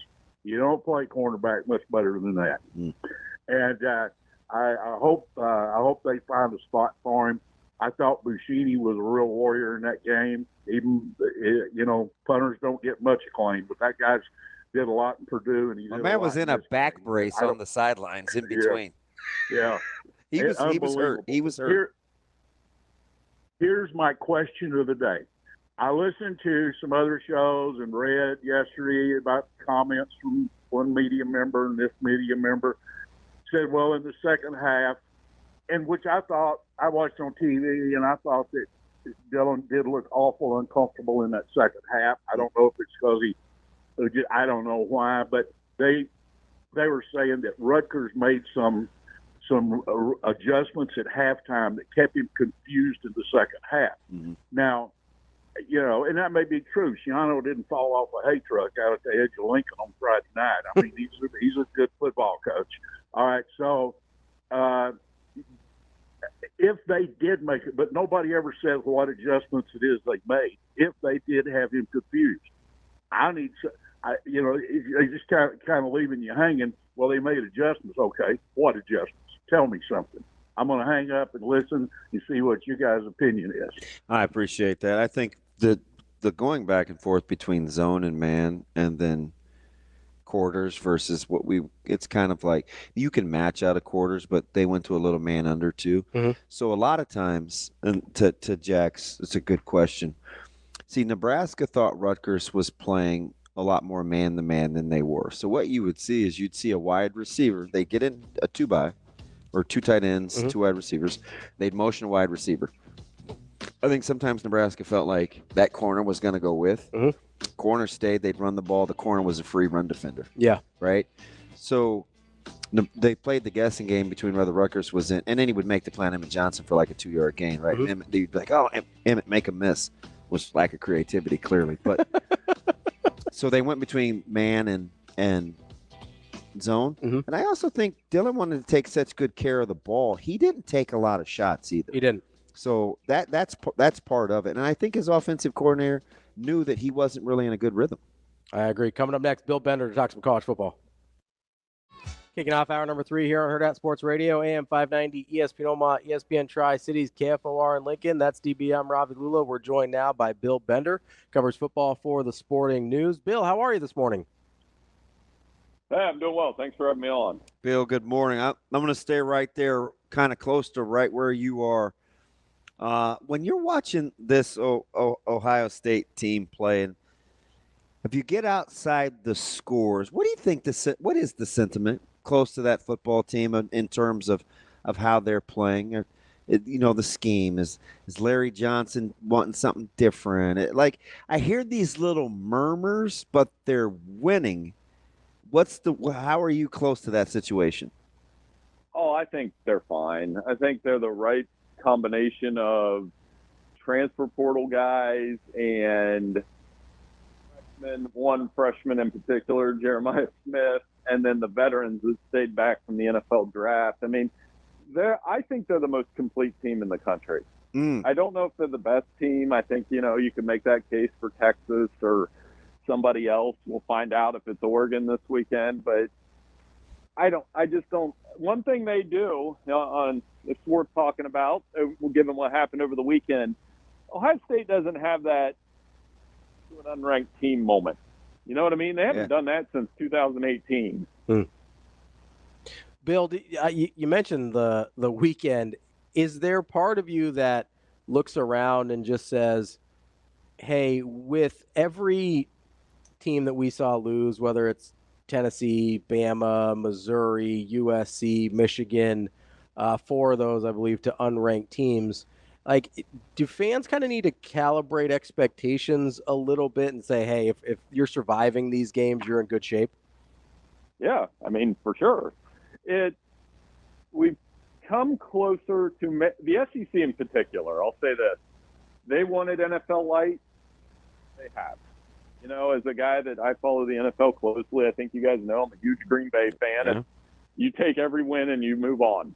Like yesterday, they beat the Rams. I was happy for 5 minutes, and then you're miserable the rest of the week. You know, and I think college football fans, particularly in that conference, the SEC has one unbeaten team left, Texas. The Big Ten has 4. The SEC has 8 one-loss teams already. And when you got to take care of business in those road games. I will say this. I don't know. I would love to hear what you guys say.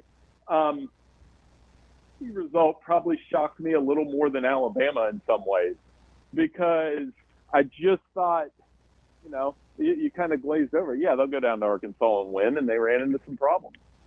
So the interesting thing, last week we were talking about Arkansas for laughs and giggles, and I said to myself, that's probably the one team, because I watched Okie State. I mean, it's on in the studio in our pregame before I've watched Arkansas probably more than I should have, and I said to myself, and I was glad to hear Pittman say it after, when they don't turn the ball over, they can move the football. But I told Ravi last Thursday, I said that was a dangerous game because I don't have any idea who Arkansas is, and I still don't have any idea. They play without one of their best players, and they won. You know, so it's it's like, I don't know who they are. Well, I think you brought up a great point with Vanderbilt last week. I'm not going to be one of those guys. I told you Vanderbilt was going to win. You know, I wanted to, because I almost said it. I didn't commit to the outright win, but I knew they would cover. I had a feeling on that, and the reason why, you just said it, they don't turn the ball over. No. And teams that don't turn the ball over with the new clock rolls and everything that goes with that are able to hang in games a little bit longer. And you go into this weekend, and I'm getting ready to publish our picks for this week pretty shortly, and I am just racking my brain about, can South Carolina go in? I think Alabama's going to beat them. I think Alabama's going to beat them pretty good, because they're not very good on third down. And if you're not good on third down, the other team gets off the field. Milroe and Williams are fantastic, but it is definitely harder. I'm not making excuses. I mean, I'm still doing my things on picks, but it is harder to pick games this year. Yeah, because who saw Missouri and A&M, right? I like Missouri to win, or A&M to win, but not Missouri to lay down. Although I haven't liked Missouri all year. I will say that. And I used Vandy, interestingly enough, as my example, but all Vandy did was convert 12 of 18 third downs against Bama, so maybe they're not too bad either. But I don't like Missouri to begin with, but who saw that coming? I did not. Not that blowout. I mean, you could see the win and say, yeah, they were down at Kyle Field, but Missouri had been that team that we had been called overrated. I mean, I got both the top 10 teams wrong last week, too. I picked Missouri. I thought, you know what? I was like, you're a top 10 team. Go prove it on the road. Your defense is pretty good. The other one I missed was Michigan, who has now played 3 quarterbacks. I thought, you know what? They're just better than Washington. Go show me that you're better. And I don't understand, honestly, why Michigan's ranked. I think we have one of our listeners that's struggling with that too. I think I be ranked. I think until they figure out a passing attack, I don't think they're better than Nebraska right now. I don't think they're better than, it's probably a coin flip with Rutgers. And you know, you look at Michigan's schedule, guys. They got to play Indiana. They got to play a good Illinois team. They got to play that rivalry game with Michigan State. And, you know, Ohio State and Oregon. There's 3 more losses on that schedule. Bill, talk about a team who I'm not sure. And the only reason I know them so well is just because I did it for the prep for the Rutgers game. But I've seen Washington a couple of times now. Watched them again this weekend. They have a huge one in Iowa City. But I actually think it's bigger for Iowa. And I hate the term house money. But Fish is already kind of exceeding expectations, because I didn't think people think Washington was going to be very good this year. But do you feel like you know who Washington is? I feel like when hurt it in the red zone a little bit against Michigan, and they still had some misses. The field goal misses. I think they'll get the ball up and down the field with Will Rogers. Their defense is pretty good. And they go to Iowa with this contrasting styles game. Iowa, I was at Ohio State, Iowa on Saturday. Their defense is amazing. It's amazing. That even though they lost 35-7, you tell that to somebody, it's like, well, that first half, the way that they take away the big play, Jay Higgins is the best linebacker in the country. Yeah, he is the real deal. I caught myself watching just him a little bit, and he's amazing. So, the Iowa offense is the problem. I was just talking about Michigan. Michigan and Iowa are very similar. Like, they're just so limited in what they can do offensively that in this day and age, you got to lean toward the offensive team. Yeah, McNamara's numbers for Iowa against Power 4 schools is not good. No, and, they're limited what they do in the passing game. Now, they do have Caleb Johnson, who I love him. Was up against he's great, runs hard, and that's been the saving grace in their offense, because if they didn't have him, it would be bad again. It would be very bad. And, I think that just matching up contrast and styles, I was going to look into this. I saw a couple tweets about it, this whole notion of cross-country travel. And you're seeing it with USC. They go up to Minnesota and lay an egg. You see it with Michigan, go up to Washington and lose. So what do we have this weekend? We have State going to Oregon and Penn State going to USC. Those are going to be tough games for the team flying out there. I remember being a guy in the Big Ten growing up in the conference. Whenever they used to play a Pac-12 team in September in a non-con game, I'd be like, they're in trouble. And that panned out, right? Bill, I'm glad you brought up Penn State and USC, because USC is another team where I think we look at them and don't totally know who they are. When they lost to Michigan at the time, didn't seem like necessarily a bad loss. Now we kind of have a better idea who Michigan is, and I don't know anybody that thinks Minnesota's particularly good. Do we have any idea who USC is at this point? I think they're struggling stopping the running game. And remember, in the Pac-12, when they struggled against the run, it was like the wide-open big play run. They're struggling with the last 3 weeks. Michigan did it to them. Wisconsin did it to them for a half. And Minnesota did the same thing. They're giving up more than 5 yards per carry.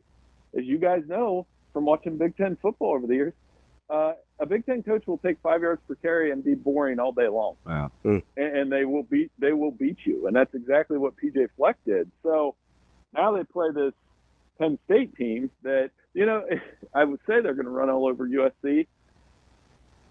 Penn State struggled to run the football against UCLA last weekend. So sometimes I just don't know what to think. And I guess that's college football in 2024. But when you're – so obviously you may be thinking of like Florida, obviously, although somehow they did what they did to UCF. Apparently UCF isn't very good either. That's 2 weeks in a row for them. But when you're looking at potential job openings, and I get what happened with Odom and, Summerall's out there at Tulane and Traylor and Chadwell.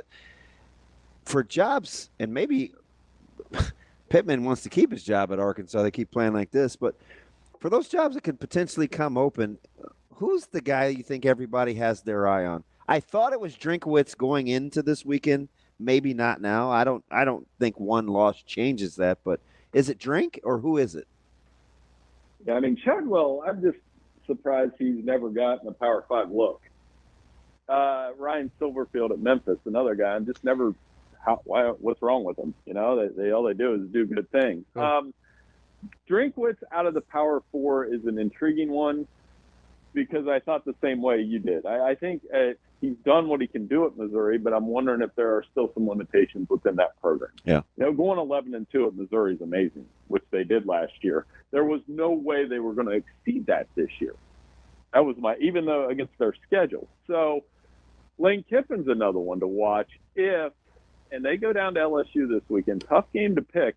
They're favored. LSU's only lost one home game under Brian Kelly. who everybody loves to hate, I was making a joke. This is a bad joke, but a good one. I said, if I put up a Twitter poll and said, which coach do you like more, Lane Kiffin and Brian Kelly, I was wondering if anybody would vote on the poll. So see, that's not a bad joke, but pretty good. The loser of that game is going to feel it because they're going to have 2 losses. Bill, do you think? Man, I'm interested you brought up Lane Kiffin because some of these jobs that are going to be open, like how many jobs are better than Ole Miss? I'm not saying it's like I know it's a tier down from some of the elite SEC jobs. Is Ole Miss a better job than Missouri? It's got to be, right? And is it a better job than Florida? Okay. See, I've gotten this question a few times, and people don't agree with me. I think in their current state, Missouri's or Ole Miss probably better. I agree. I agree with you. In present tense, but I've also watched Florida twice in my lifetime. I watched it with Spurrier and I watched it with Urban. It was 2 different ways of dominating. And I think those 3 Florida jobs are just eternally difficult now because whether you're Florida, Florida State, Miami, Georgia, and Alabama and Clemson, and, you have so many Florida recruits going to those places. I mean, you have Florida kids going to Ohio State. You have to keep the in-state talent in the state. And I think that's what they're struggling with. I mean, I watched that Miami game cover to cover the other night. They're lucky that they're still undefeated. They really are. And of all teams, they've gotten help from the refs the last 2 weeks. That would have never happened when I was a kid. Hey, what do you think the sentiment is on the love-hate relationship with Beamer in South Carolina? You talked about them earlier in passing, but what do we feel about Beamer as a coach? He has flair, there's no doubt. And, they struggle. They've got to just go with Lenore Sellers and go with it. Don't play 2 quarterbacks. Go with 1. Live with the mistakes. They're flashy at times. I like Dylan Stewart. Despite the celebration that went viral over the weekend, he is a really good player. I had a buddy send me that over the weekend. I think I watched it like 30 times. But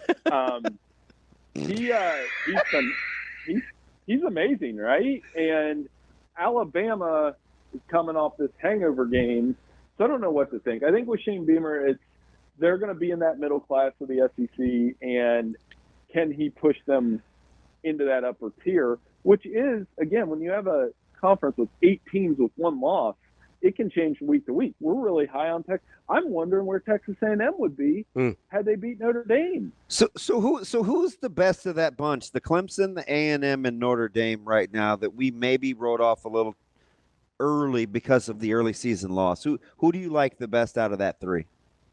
I like Clemson. I think they played Georgia in the opener, and Georgia was hot. Georgia's really has been historically good in those neutral site openers. But they got into ACC play. They found something with Cade Klubnik. The receivers are a little bit better. And I like the running game around Maffa. You know Clemson's always going to have guys on defense, too. So you get them into ACC play. They're taking care of business. That ACC race still has some weird wrinkles to it, though. 1, talked about Miami. 2, SMU's really good with Kevin Jennings under center. And he's been amazing, by the way, the last 3 games. Yeah. And 3, actually been an upgrade. Pitt. You can make the case. I think so. And Pitt, Eli Holstein, an Alabama transfer, is 5-0 for the first time since the 1990s. So that race has some mileage left in it. Bill, I want to get to somebody else in the ACC because I have a weird affinity for them. Then they're certainly not in the race. But how bad does it have to get for Florida State before Norvell might be in a little bit of trouble? Well, I just think, they need a better plan. It's kind of like Michigan. It's going to get worse. I made this comparison earlier. I said, had Michigan lost to USC, we'd be kind of talking the same way about Sharon Moore and what's going on there. And it's quarterback, both places. They're going to need a better quarterback plan. They're going to be able to recruit talent there. It is, one thing I've been thinking about a lot with this new era, is this kind of like the NFL in that team has like a dud year. I'll use the Bengals as an example. The Bengals are 1-4. And they're probably not going to go to the playoffs this year. Horrible loss yesterday, by the way. And what if they go 7-10 this year? Would you be surprised if the Bengals were a playoff team next year with Joe Burrow? I wouldn't be. So I'm wondering if some of that's going to happen with some of these programs on a year-to-year basis. Not like Ohio State and Alabama, but schools that could have a 12-0 year, turn around, go 7-5, and then go 10-2 again. Bill, are you in or out on the theory of conferences and officiating kind of protecting viable playoff candidates? I mean, Miami's that's what I'm saying. The last 2 weeks, you had Virginia Tech. I don't know if you guys thought he caught the ball or not. I thought it was really close and tough to overcome. I thought whatever was going to be on the call on the field should have been what stood. Yeah, 100%. Correct, because you had the bodies there. And then this targeting call, kind of like I made the analogy to basketball on the playground. It's like, yeah, he definitely targeted, but do you have the courage to call that on game point, so to speak? And I think there may be a little bit – I didn't think it was a good call. I thought he definitely targeted. We had 3 in Lincoln alone with Rutgers. Yeah, and so there'll always be theories on that. I don't necessarily think they're true. And, the reason I don't think it's true is because, like I said, Pitt, SMU, Florida State, you have room for losses. One of the things I'm working on today, and I'll be writing this afternoon, how many 3-loss teams are we going to get in the playoffs? Everybody's already got one. You're going to have a few. Yep. I was going to say you may get a couple. Ravi's been I've been on that for a while. He's been on that train since the offseason. He's like 9's going to be good enough. In most years, I did the research on it. In most years, there would have been, after the regular season was over, there were, I think, only 2 years that there wouldn't be at least one and often multiple 3-loss teams in the top 12. So I think that's right. And this year, especially since with how weird it's been, I think you're looking at multiple 3-loss teams in the top 12. I agree. And I think, when you consider that the Big Ten has 4 unbeaten teams right now, we're going to be down to 3 at minimum because Oregon's playing Ohio State. Mm-hmm. That leaves Penn State, and that leaves, the surprise team, which, by the way, I wanted to get a little bit into you guys with. Next week, Indiana-Nebraska is a huge game. Yeah. Mm-hmm. Never thought I'd say that. Never thought I'd say that in my life. And it's not on the Nebraska end. But Indiana is very good. Curtis Rourke has been fantastic for them. And Ellison quietly has been a good back, too. Yeah, they've been really good. They're putting up a lot of points. But Nebraska is an overtime away from being undefeated as well. The winner, if Nebraska wins that game, they're back in the top 25. And you've got to think of them at that point as the 4th best team in the Big Ten. And I still think the Big Ten has a very good shot at 4 playoff teams. I like the way you're thinking. I'm going to give you a sneaky one since you brought him up. I watched him. We had him on in studio before the pregame on Saturday. I watched Pitt quite a bit, primarily because I like their uniforms. But I'm also a Cal guy because I like Justin Wilcox. Just a slight home fave. Cal traveling across the country again. Already been to Auburn. Like, they've made the roadies. That line does not seem right. Pitch is top 20. Top 25, they're just a 3.5-point favorite against Cal. I keep an eye on the folks from Berkeley, not just for protesting. Not just for the memes, as you were from last week. I mean, does that seem right to you? I like Pitt's offense, and I think if the fact that Miami was able to erase that lead showed that, if Eli Holstein doesn't turn the ball over, and you're on the road, you're at Acrisure Stadium. I think this could be a little bit of a tough assignment for Cal to go across the country and do that. That line should be closer to like 8 or 9. I agree. And I think Pitt is really good at home. They're scoring, granted one of them was against Youngstown State, but they score about 50 points per game at home. Yeah. And Pat's got one of those teams that he won an ACC championship a couple years ago, so they are fully capable of being in that ACC race into November. And he's good in these spots, too, because he's surly by nature. And the minute that they get good, he's going to step on the gas. I like Pat a lot, and I've had some good conversations with him. He's kind of he's eccentric, there's no doubt. But some of the conversations we have and the stuff that doesn't make the paper, so to speak, is amazing. He's a good guy and a good coach. That's our guy, Bill Bender from the Sporting News. Bill, great stuff as always. We appreciate it, and hopefully we'll catch up again soon. Hey, no problem. Thanks for having me on, guys. Take care. Thanks, Bill. Man, college football is a cluster. Oh, I know. There is. There's not a whole lot of teams I'm willing to put my foot in the ground and be like, hey, this is a good football team. But there are some that I worry about more than others. For sure. Like Tennessee, I'm going to keep going back to Tennessee somehow. I don't like the way that they look aesthetically. You've been on that longer than most because that was one where I didn't quite see it, what you were saying. And I'm not real sure what we're getting at Penn State. I'll say Penn State's the one I'm looking at where I'm just like, is this team good? I know they're undefeated. A lot of those scores have been less than impressive. It's going to be a great weekend. But hey, still undefeated, which in today's... And we barely talked Texas, Oklahoma. Yeah, Texas, Oklahoma's a weird one. I know we got into it with Sam a little bit. We can talk a little Texas, Oklahoma coming up next here on Hurrdat Sports Radio. Welcome back to Hurrdat Sports Radio, AM 590, ESPN Omaha, ESPN Tri-Cities, KFOR, and Lincoln. We're live on Twitter, Facebook, YouTube. That's DB. I'm Ravi, Lulla. It's time for Bet On It, brought to you by Warhorse Sportsbook, the best place in Nebraska to place your sports bets, whether it's in the casino and sportsbook in Lincoln or in Omaha. Warhorse has you covered with nearly every major sporting event and with nearly every way you can think of betting those games. Make sure you get out to warhorsecasino.com for a list of promotions, house rules, all sorts of stuff. You can also download their app to do a parlay, a little sports bet builder, and then go place those bets directly at the casinos in person. That's Warhorse Sportsbook, no bets, no glory. Before we get into things we want to bet on, I wonder if out of breath Brian's betting on anything with these target calls. He's going to bet that they won't be upheld.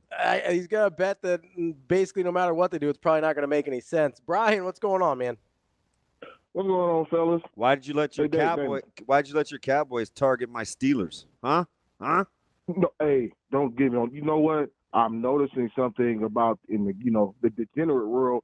Every time the public superstars in the media world pump up and say a team has no chance, I definitely put my money opposite of them because they are always wrong. They pump you up the whole week and tell you that there's no way in the world you have a chance. Like they don't have other players on their team, but that's how I felt. I was like, that line goes that way. That line is I talk about all the time. All things being equal, which means both those two teams are probably pretty equal. The Steelers at home were favored by less than a key number. I hate it. It never works. Like, can I say something? What's that? Damon, I've been going to these high school games. I just want to say this state of Nebraska. I am so scared to sit in the stands with you parents. You guys say some of the most ridiculous stuff. I want to go back. I am scared, Damon. I want to go back on the field and just sit in the corner in the end zone and a little cheer. There's a guy, I'm not going to say he's a parent, but he was at a game of mine that I did at OSA right before, last year. Uh-huh. I'm going to say what he did. We threw the jump ball or tossed it. Let me say it in official language. I tossed the ball. Yeah. Team won it. They went down the court. One play. First 11 seconds he lapsed in the game, there was a foul. This parent said, call it both ways. I'm saying, well, don't we have to go both ways for me to accomplish that first? And this guy sits in the stands and he says stuff. Parents, if you say stuff like, isn't that you don't know what you're talking about. Shut up. Oh my gosh, I can't take it. When I go to the games, I look for this parent.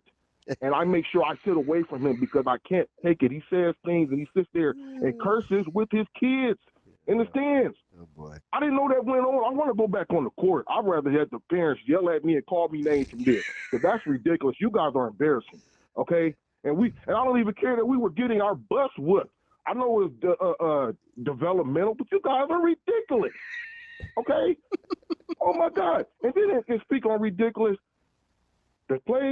the Buffalo Bills game where they called the late hit on the quarterback when Allen slid into the defensive back's legs, and he put his hands out just like the shortstop would in baseball on the side to protect itself, okay? And his legs got kicked from under him, and his helmet brushed by his helmet. And then in the Dallas game where they called the one when we hit with the shoulder right into the quarterback chest, and I'm like, what's going on with football? Did you? I almost turned it. Did you think the first the targeting call that wasn't upheld in the Nebraska game was targeting, where Rutgers DB left his feet?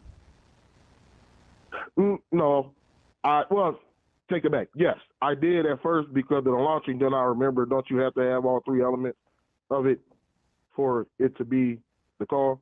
Yeah, that's what I always hear the announcers say on TV, unless they're misquoting like they often do, because there still is no over the back call. Stop saying that on TV or the radio. There were some huge targeting calls overturned all weekend. So I don't know if they're a little more self-conscious now in terms of letting guys play football, but it hasn't gone the way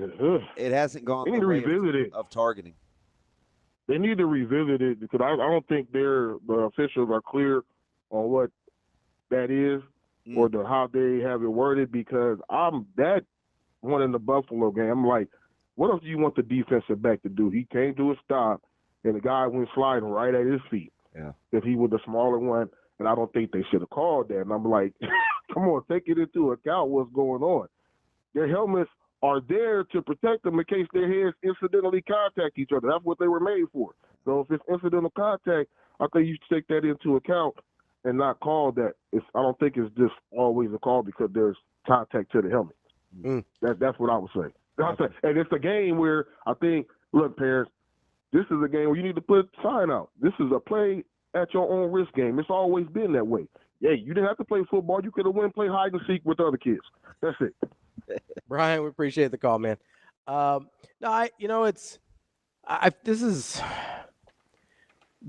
understand that replay and review is necessary because we want to get it right, but there's some unintended consequences to this, right?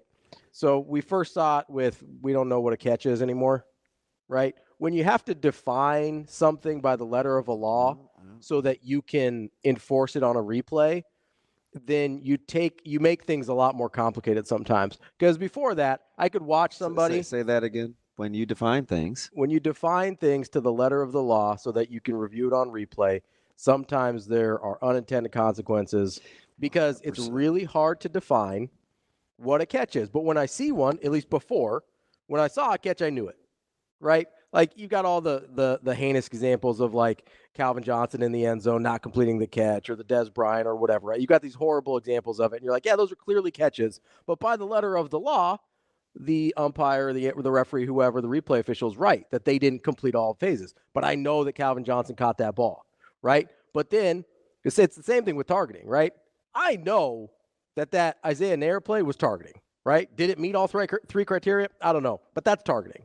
Just like I know that some of the other stuff I see isn't, even though, okay, maybe there was contact on a helmet, but he doesn't launch. Was it worse on the kickoff and you felt like the block in the back let him off the hook? Because he did. No, that was clearly targeting.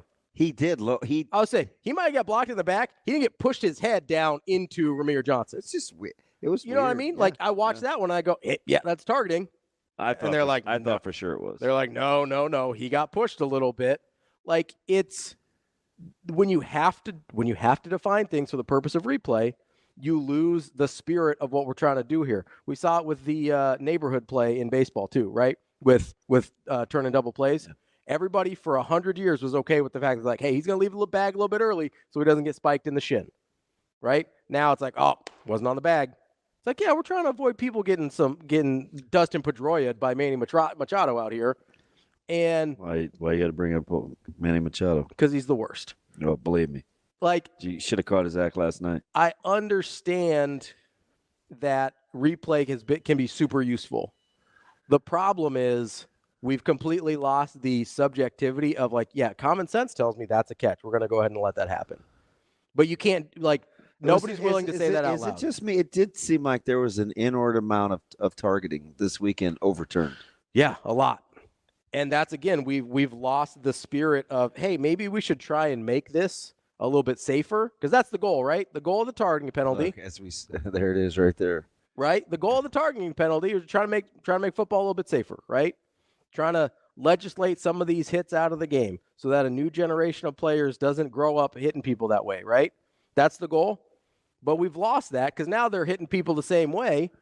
They're launching at people. They're doing things like that we think is dangerous, but the letter of the law doesn't specify that in and of itself is illegal. I'm tracking. And now we've lost the point of the entire thing, right? We've lost the forest for looking at the trees. Who, in your opinion, because I do want to kind of get back to the 100% segment just for a second. Who's in more trouble? Okay. The Bengals or the Bills? Bengals, I think. Because of the division or because of where their team is? Because they look more. They look to be less disjointed than the Bills. Yeah, I think the last 2 weeks the Bills have looked atrocious. Part of it though is because of, part of it's just the records are what they are at this point, right? I mean, I get it. The Ravens are clearly good. Yes, but that's also a game that Cincinnati clearly could have won. Yeah, they were much more competitive than Buffalo was. I get that, but that's also a game that Buffalo could have won, right? Like against a team that You talking about Houston? Well, they trailed the whole way. I know, but it ends up being a 3-point. Like you could win that game. Now, I'm not saying they should have. Yeah. But they definitely could have won that game. And at a certain point, the records are what the records are in a division where you don't have to be good to get out of the AFC East. And I think the hill's already too big to climb for Cincinnati. They're not getting out of this hole. You know what I'm going to bet on? I'll bet on that. I'm going to bet on the fact that the Commanders are going to be pretty good all year? Yeah. You know what I'm going to bet on? Because that's what I said in the summer. Joe Burrow's not – the Bengals aren't going to be any good until they can figure out how to keep Joe Burrow alive. It's incredible, It's really bad. Wrapping up the show here on Hurrdat Sports Radio, AM 590, ESPN Omaha, ESPN Tri-Cities, KFOR in Lincoln. That's DB. I'm Ravi, Lulla. Make sure you check us out wherever you get your podcasts as well, whether it's Apple, Spotify, wherever else you get podcasts. We got you covered. Yeah. What's up, DB? Well, so I think it was Bill brought up some coaches, some college coaches that I've been thinking about for the last couple weeks. And, with the jobs we think might come open, obviously everybody thinks Florida's going to come open at some point this year. I think Dave Aranda's in a lot of trouble. Yeah. A lot of trouble. They've mostly been bad outside of that 12-2 year. They really have not been good. There are a couple guys that I had on my list though from the last couple weeks that I really do feel like a single win may change their trajectory, because I look at Sam Pittman in Arkansas, right? That's the guy people are like, we really like that 1 year, but they've sort of regressed a little bit since 2021. Yeah, and he was in big trouble coming into this year. Right? And then, all of a sudden, instead of being 3-3, now they're 4-2 with a big-time top 5 win. If they get to 6 or 7, he's probably safe. Yeah. Right? Because he's got the marquee win. And then PJ Fleck's the other one. That's a guy that people are really, I guess, kind of uncomfortable with how things are going up there. I don't know how we could really think PJ's in trouble outside of PJ wanting out. Yeah. He's not going to get fired. I don't think so. And he's not going to get fired. Especially. There's no way. And I'm not trying to be disrespectful because they've been better than Nebraska, but especially kind of for who Minnesota is as a program, he's basically met expectations. Oh, he's been good. Yeah. They had the one. So I think the problem. Fleck isn't getting fired. I think the problem is they had that 11-win season back in 2019. And then sometimes people think oh, is that a thing we can do on a regular basis? It's no, you're probably going to be around 7 or 8 most years. But for what Minnesota is and what they're willing to put into their program in terms of resources, 7 or 8 should be the benchmark, right? Yeah, interesting how, too. I don't know. He gets a lot of grace, and he's got a huge buyout. He's a good coach. But he does want out. And he can apparently slam his headsets. Yeah, not everybody's afforded that luxury. Nope. How many times did he throw his headset that game? I don't know, but my man. It was 3 times in the fourth quarter alone. My man is not afraid to utter some expletives. He was not happy. Yeah, I don't worry about Minnesota's not coming open unless he wants to go somewhere. Which it seems like he does want out. But I don't know. I don't know where he goes. Well, he's a good coach. No, I know, but okay. So if you're PJ Fleck at Minnesota, you probably want a job you think has a higher ceiling than Minnesota, right? Yeah, that's probably why you move. and maybe that's a little easier to consistently get to that like 8-win mark. So of the jobs that we thought that could come open, shoot, 3 weeks ago we thought Notre Dame could come open. Yeah, which I thought would have been a mistake because I think Freeman's a good coach. But I like Freeman too. I don't know that it's gone as quickly as people wanted it to. I don't think that's coming open now. I kind of did worry about Narduzzi and Pitt. Yeah, I had until they got off to the start they did. They were on the list, or he was on the list, because he's been a little up and down. And of course, Florida.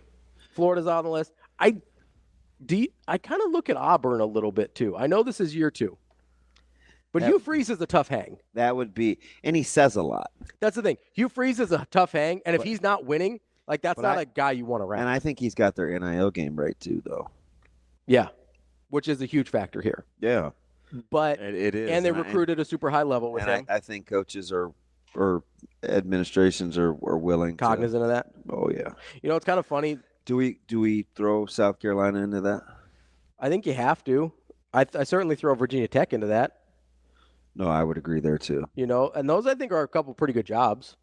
I think Virginia Tech's a good job. I think South Carolina's a hard job. Well, I'll give you a hard job that I think make them open. What's that? Purdue. Yeah. You know, I'm glad you brought up Purdue, because Purdue, I think, almost has to treat themselves not quite like the military academies do, but I think you have to hire somebody different, right? You have to hire somebody that is. I'd go get Jeff Monken. I would, man. Jeff Monken needs a good job. That dude's so good. I love Jeff Monken. Yeah, he is. But I like him or Chadwell, right? Chadwell doesn't run a strict triple option the way some of the, and even Monken's gotten away from it a little bit. And I think if he wasn't at a military academy, he would more. But you know, I think that's one of the things that's held him back from getting one of these bigger jobs. But like a Jamie Chadwell or Jeff Monken, you look at, okay, they run some untraditional stuff that I think could work at a place like Purdue. I think places like Purdue, especially now, without the NIL advantages, without the transfer portal advantages, I think they're going to have to start looking at guys that do things kind of untraditionally. That's why the Cignetti hire at Indiana was really smart, right? Kind of going to get an outside-the-box type guy, because these traditional, hey, Power 5 coordinator that did really well, like that's going to be really hard to win at some of these places, whether it's Purdue or Vanderbilt, some of these places that aren't going to have a lot of the built-in advantages that some of the other programs do. Well, I think Purdue's a tough job, especially. It is. It's a hard job. And they were, again, one of the 5 TVs. That game was on in studio. Mm-hmm. Debacle. And I still don't think Wisconsin's that good. Well, I don't know. I mean, I don't know what to do with them. I don't know that they're that good, though. They don't scare me. No, because they're just not. They hadn't been getting dynamic quarterback play. Now they go to Rutgers. That'll be an interesting one. It is. That's a really interesting one. Because you just saw firsthand what you think Rutgers is about. I mean, I like Rutgers, but again, it's all things being equal. Yeah. Less than a key number at home. Yeah. It's 2.5. That seems low. No. You don't think? But it's not that it's low. It's that the home team just has to kick a field goal. Yeah. That's what I don't like. Sure. Yeah. No, I get you. 3.5 or 4, okay. But 2.5? You get what we got in Texans Bills last night with a 59-yard field goal at the end. Although do you know that game was 1.5? The Bills Texans? Yeah. Yeah. It didn't seem right at all. I think the public likes Buffalo more than you did going into that. Yeah. I don't like Buffalo at all. Right, but I think they see, okay, they're 3-1, they've got Josh Allen. Like, I think they look at Buffalo kind of from I would like to like Buffalo. Yeah. I'm talking about their play. No, I know. I like Buffalo as a right. And it's weird because they're in the AFC and I shouldn't, but I think people look at them from the macro and kind of see, okay, they were good record coming in. You got Josh Allen, you got this. I think the public kind of looks at it from a big picture view. Something is clearly wrong. Yeah, I don't know what it is. I can't put my finger on it, but it doesn't look right. And is Josh Allen going to get a little like protocol this week? Are they going to make sure he's cool? I don't know. That didn't look good. It certainly didn't look good, and all of a sudden he's back. He's so stinking tough, though. Yeah, tough doesn't help on concussions. And I would be patient, too, because that division stinks. Yeah, that's the thing. I mean, that's what we were talking about at the end of last segment, right? Is being in the AFC East gives you a lot of leeway. Yeah, that is. Because I had no idea what the Jets were. Well, in particular, Aaron Rodgers. I mean, he just kept giving the ball to the other team with some bad ones. He looks terrible. Do you trust Minnesota? I think I do. So I trust the defense. And I'm on the hype. Listen, yeah. This is the guy who's been on the hype train. Yeah. But there's something about him where I'm like, Do you know, what is it? I don't know. You can't put your finger on it? Is it Darnold? I felt like they should have crushed the Jets yesterday. They should have won by more. Somehow they didn't. I'm chalking. And I guess that's okay. That's the NFL. I'm chalking it up to weird London game. Check. Done. Move on. It seemed like they were dominating that game. I agree. Like if I'm just watching that game without a scoreboard, I think Minnesota wins by 2 touchdowns. What would you have made the line tonight in the Chiefs Saints? Yeah. Because and I get it. The Chiefs are a little banged up, but I probably would have gone just above the key number for the Chiefs. It's only 5.5. Yeah, it's about, yeah. Really? Yeah, I don't trust the Chiefs to blow anybody out right now or to win by 2 scores right now. I probably go, yeah, they win the game. They're just so shorthanded. Yeah, they're so shorthanded, and like that's just not how they've been playing this year. They're not beating people up. Saints haven't exactly looked like world beaters since Dallas. Not the last couple weeks. I think last couple weeks they've returned more to what I thought they were going to be. As the first couple weeks, I go, wait, what's happening here? This doesn't seem, none of this adds up. I don't think Derek Carr is that guy. We've known him our whole lives. I don't think that's him. Although his career would tell you it's better than you think. It's better than people think, but he's also won at basically the same kind of mediocre level his whole career. Like Shane, you going to stand for that? He absolutely is. He doesn't like Derek Carr. I'm going to sit for it. He doesn't like Derek Carr. You don't even have a quarterback. You'd take Derek Carr back in a heartbeat. Oh, yeah. He's a big Minshew guy. No. Well, he can go find him on the bench. Is that? I was just telling Damon earlier I would take the Bills back up. Big Minshew guy.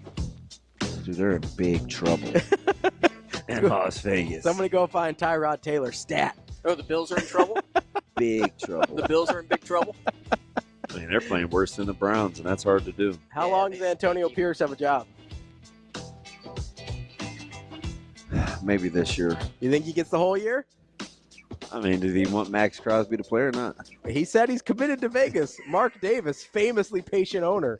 That's DBM Ravi Lulla. We'll be back tomorrow.